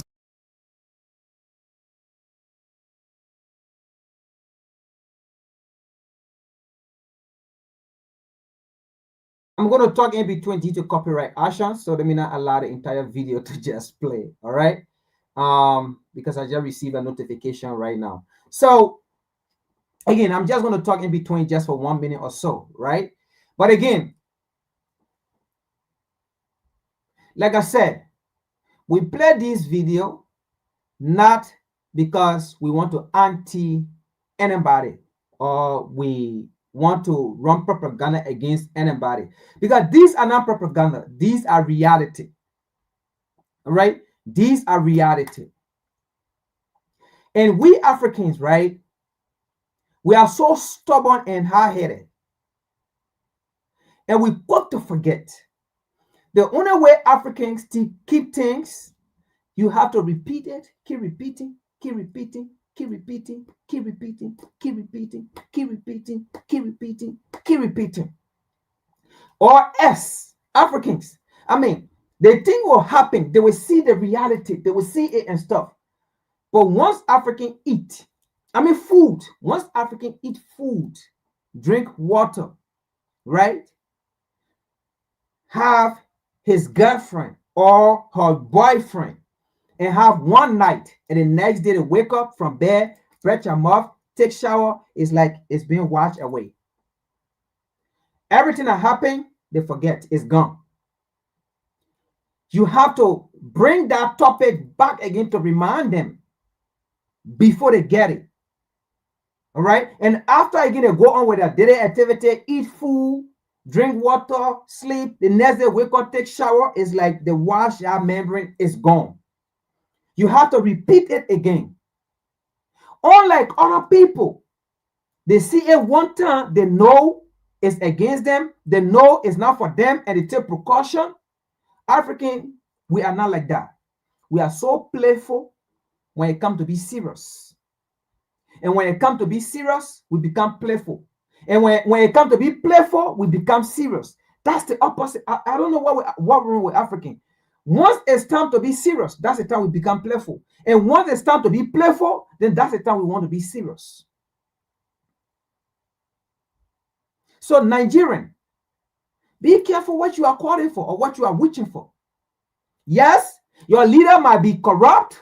Yes, your leader are not sweat or might not be sweat or have not been sweat in tackling the issue of Boko Haram. But you have to understand the underlying factors as to why Nigeria have been slow. Because the same people that fund the Boko Haram, that support Boko Haram, it is the same people that died and won with their authority that told them not to fight Boko Haram.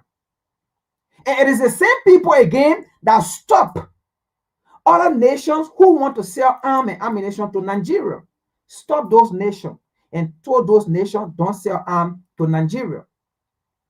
And then when Nigeria decided to go to South Africa and say, you know what, these are our brothers and our sisters, they will help us. The same people also influence South Africa and say, hey, listen, don't try it. The same people did it when African leaders wanted to get in plane to go and meet Gaddafi. They threatened those African leaders not to get in the airspace. So how can those people come back and say they love you?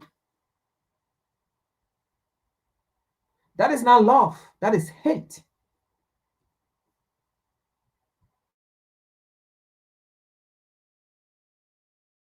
No longer apply. Propaganda loses power.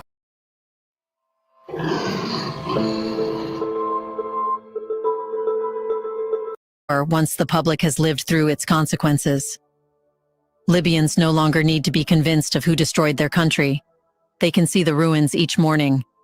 Western strategists privately admit that another military intervention is impossible. The global context has changed. Russia, China, and several African Union members now oppose any new foreign incursion. Thus, NATO faces an enemy it cannot bomb, a narrative of self-determination carried by a man it once dismissed as irrelevant. Memory itself has become revolutionary, and Saif al-Islam is its embodiment. To appreciate the gravity of the moment, one must look at Libya's present map, a divided land of power rather than a nation-state. In the east, Field Marshal Khalifa Haftar commands the Libyan National Army with backing from Egypt, the UAE, and Russia's Wagner Group. In the west, Abdulhamid Dbeibah's GNU survives through Turkish drone support and Western diplomatic recognition. The south, vast and sparsely governed, remains a patchwork of tribal councils, smuggling routes, and refugee camps. This fragmentation has And you see exactly what they did to Libya. One side now ruled by another, and then one side ruled by another. So we have two governments, right? That was the same thing they did with Cameroon. Today, Cameroon have one side French and one side English, that the two people can collaborate. And they did that in 1916 because Cameroon was a German colony. All right, Cameroon was a German colony. And then the French decided to go against the German in Cameroon. And when they did that, the French could not have won the war by themselves. So what the French did, the French called on England, the English, and then they both jumped together. And imagine during this time period, right? We're talking about around World War II, getting to World War II or something, right? During this time period. You know the story about Adolf Hitler. So they did not like Hitler. So the French and the English went together to fight Germany in Africa. That is Cameroon. And then they defeated Germany. Germany, they defeated Germany because it was a German colony. They defeated Germany in 1916. And when they defeated Germany in 1916, the English took one side, the French took one side. And that's how today, from 1916 up to today, you see Cameroon got, one side English, one side German, or French. And that's the same thing they did with Libya here, divide and conquer. So now, for that two, people to come together, it's gonna take time. Maybe it might happen in a shortest time because they speak the same language. It's not like they have French and English like the way they have it in Cameroon. So it might happen in a very shortest possible time, but you have to take some level of negotiation. And that's what Gaddafi's son is doing. Trying to negotiate, to talk to the both parties and things.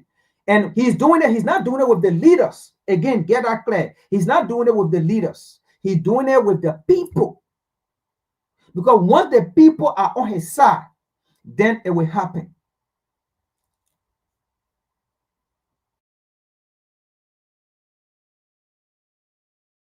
Economic and psychological consequences.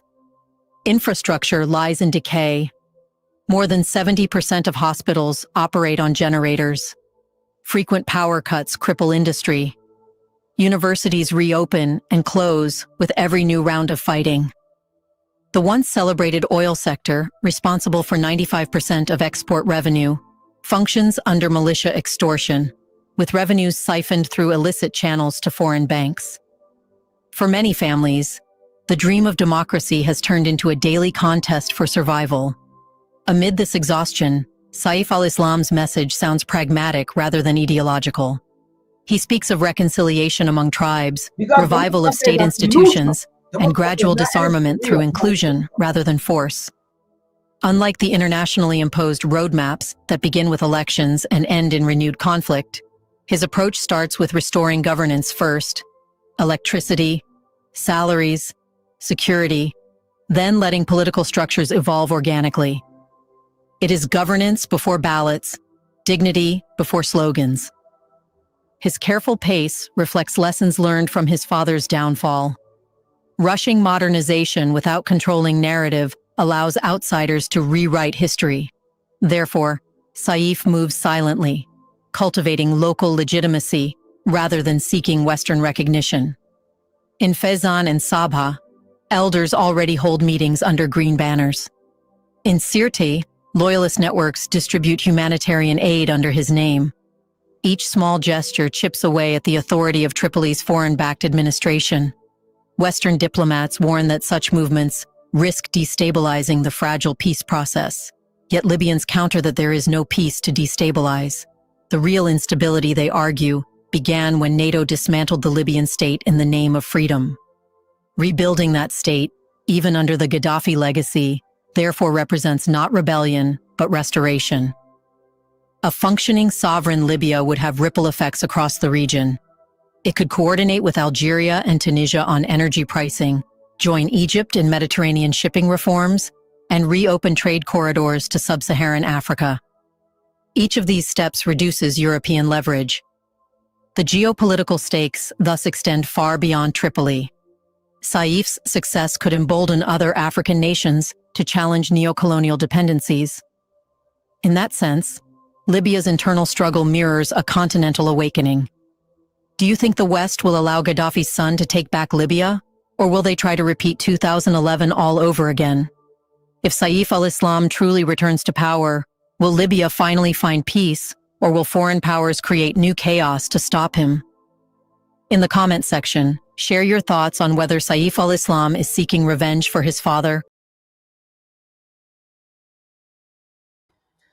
Now, we are going to end today's discussion with a video with a message from Ibrahim Traoré, because those are the leaders we will continue to speak about. Currently, as we speak, those are the three perfect leaders: Ibrahim Traoré, Tiani, and Keita we have on the African continent. And then maybe the Ghanaian president, Mahama. And then maybe the Namibian president, for now, the female general. And then maybe the Botswana president. That's it. So let's get a message from Ibrahim Traoré as to the solutions for the African. Again, this is a platform. We don't come here with presentation. We speak about an issues without finding solution. If we don't have a solution, we will leave it until we find solution to the topic. Now, that may not be the exact solution, but at least it's something that we need to work on. So this is the solution to what we have discussed today.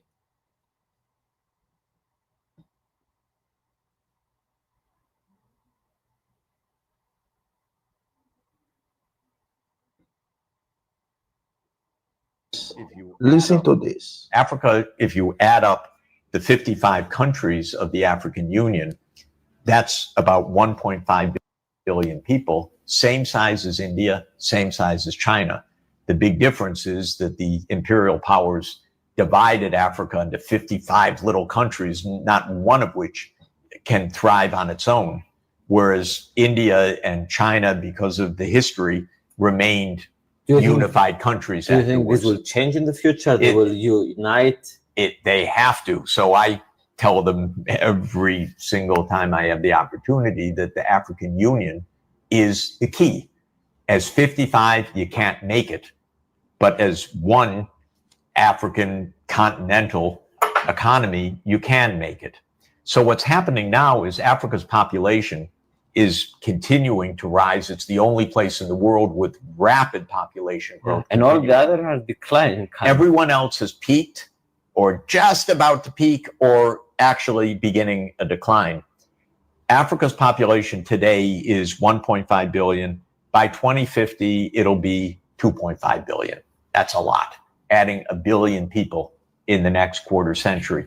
If you go even farther and just try to extrapolate based on current trends, Africa's population reaches about 3.5 billion, and according to the UN most recent forecast, 3.7 billion by the end of the 21st century. And Africa goes from being 9% of the world population to being more than 30% of the world population. It's going to be a completely different world. What do I say to African leaders every time I have the chance? First, be Africa-wide. Second, get on quickly with mass education, because that is the key to the economic development. Third, look at what China did. Follow that model. Do you agree with him?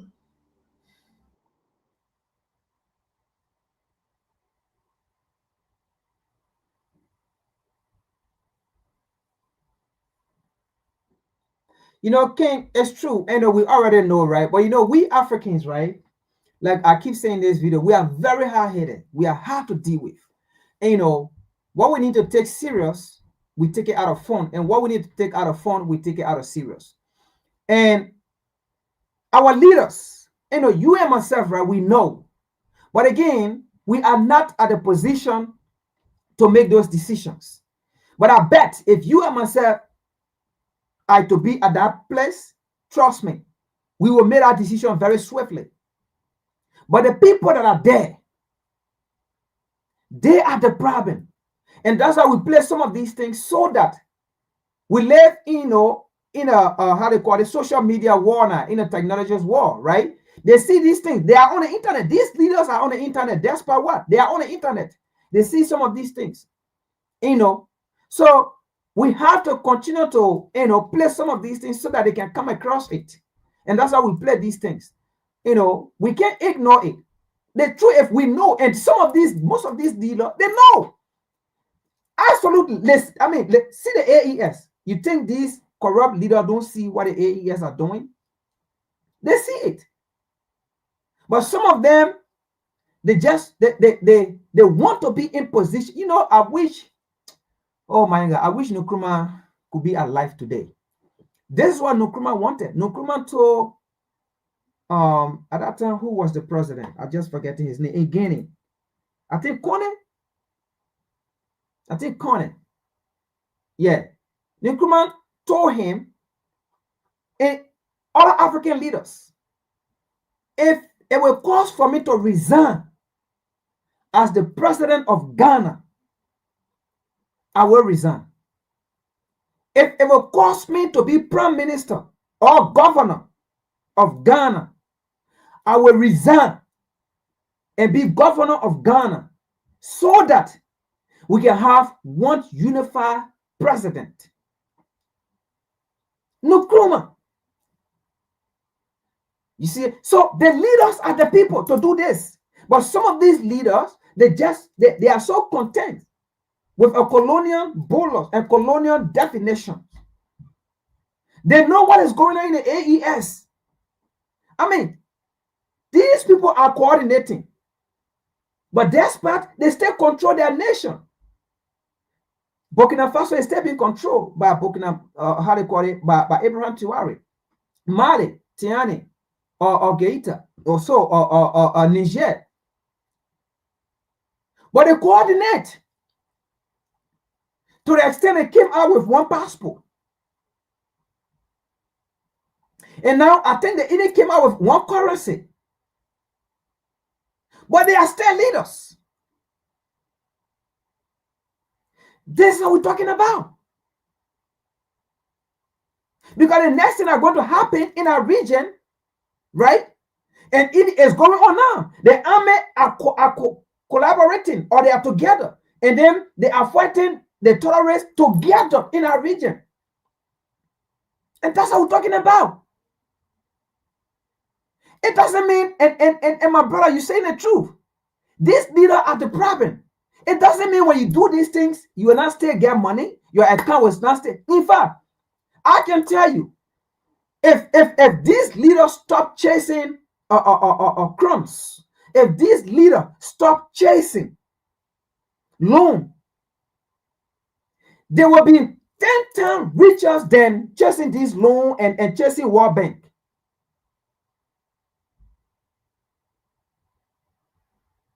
Because look at Mali now. Mali got a reserve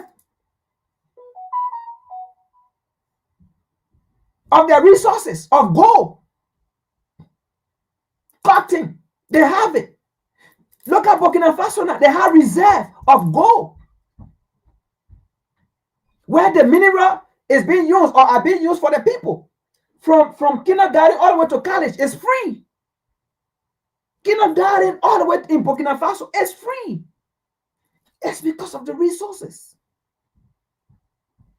So we can do it, my brother. And that's why we play some of these videos. It's not because of you and myself. It's these leaders. So that they can see these white people speaking. You see? So let's see Abraham Traore here. Let's see what Abraham Traore said, our great leader. The solution to the African problem.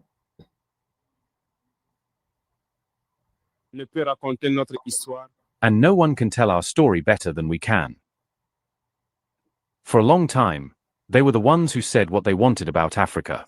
They were the ones who said what they wanted about the black man.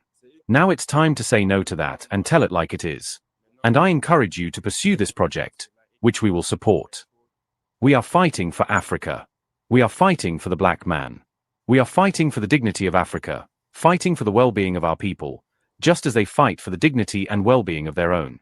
We, too, have something in our hearts. We stand wholeheartedly with all peoples who fight for justice, for equality, for well-being. And we are friends to all peoples who respect us and who respect our sovereignty and our dignity. To see Africa awakening is a nightmare for some. But Africa is awakening, and Africa will awaken.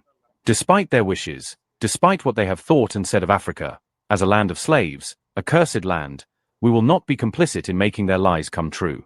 We will tell them that Africa is a continent of hope, a continent of resilience, and a continent of the future. And we will fight for that. Some will say it is impossible for Africa to catch up, to awaken. They told us the same when we sought to take charge of our own destiny, that it was impossible to do what we wanted. Others discouraged us. They always cited examples of African heroes they had killed, telling us that those heroes tried but failed, to make us believe that our struggle was in vain. But we have said, impossible is not African. Impossible was African. Our grandparents, our ancestors, suffered greatly. There is no people in the world who have endured what Africans have endured.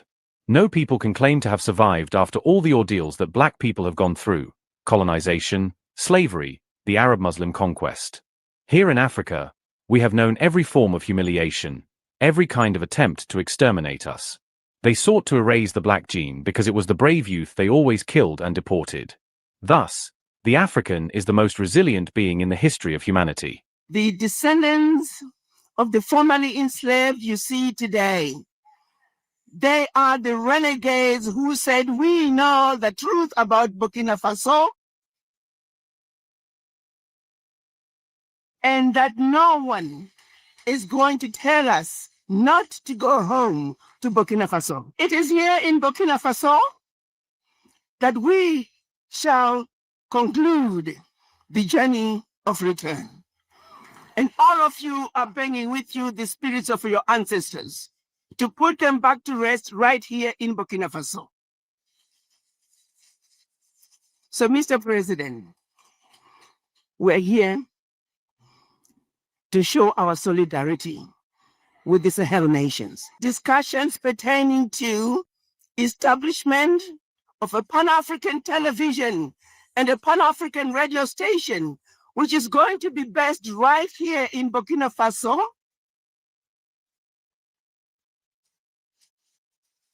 We felt that was a good place to start in order to counteract the negativity coming out of Western media. We need to undo the lies. We need to undo the misinformation. Children of Africa at home and in the diaspora deserve to know the truth and nothing but the truth.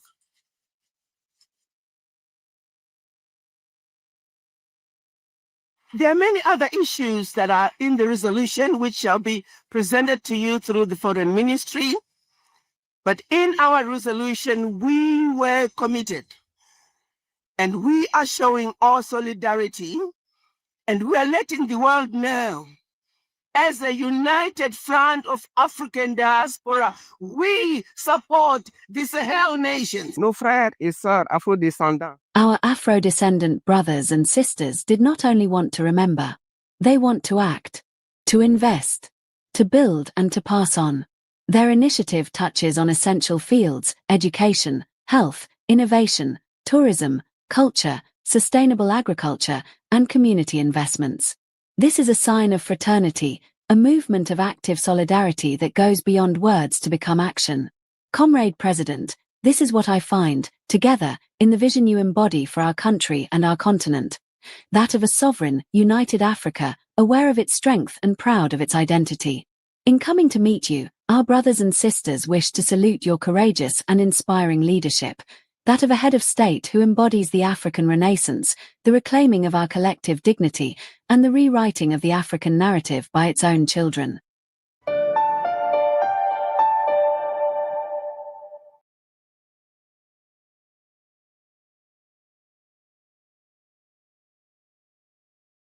All right, folks. Thank you so much for hanging on, and thank you so much for being there. This is today's message that we have part 2 to what we discussed last week. It is not about US coming to save Christians' life in Nigeria, but it is about countering China in Nigeria. It is about the resources. It is about our mineral. The colonialists, the enslaver, they have not changed. They said something in the 1884 Berlin Conference, that which we should not and cannot forget. They said, we should stay there in Berlin, Germany, in their hidden treasure. They said, those that were in our meeting, they said, our children, our descendants, those that were in our meeting, they are children today. They say their descendants will make sure the Africans that were enslaved at that time, both home and abroad, they say those Africans at that time, their descendants, we today, will never ever get a chance to rise, because their descendants who are today alive will make sure the descendants, we today of Africa, of black people, the black race, will never ever unite. And J. Hugo said that also in the 20th century, when he said Negro unity was a threat to the descendant of the people that enslaved Africans. When he said Negro unity would be a threat to the descendant of the people that colonized Africa, he said Negro unity would be a threat to the people, descendant, who systematically, directly or indirectly, kill Africans' great leader. J. A. Hugo said Negro unity will be a threat to their existence. So in other words, J. Hugo was repeating what was said in the 1884 Berlin Conference, when they said they will make sure Africa and her descendant will never ever rise. But those words that they spoke will never come to reality. We will rise. We will speak to our ancestor. The same way they speak to their forefather, we will speak to our forefather. We will not speak to the white Jesus. We know the Jesus we will speak to. Because our forefather told us, even in our grave, just call our name. Before the white man came of that white Jesus and said, white Jesus is everywhere, just call his name and things will happen. Our forefather has spoken those words already to us and said, even in our grave, call on our name, we will be there. And we shall come and fight for you. So every word they spoke, it will not come to pass. We will rise. Africa will rise. And the descendants of Africans will rise. Will unite. Uhuru. Share, subscribe, and like. Let us build. Peace. See you. The white power structure, because that's all we have in America. And the white power structure today is just as much interested in perpetuating slavery as the white power structure was 100 years ago. Only now they use modern methods of doing so. And realizing that the black people in this country are waking up and becoming filled with a desire to be looked upon as men and as human beings. The white power structure to slow down that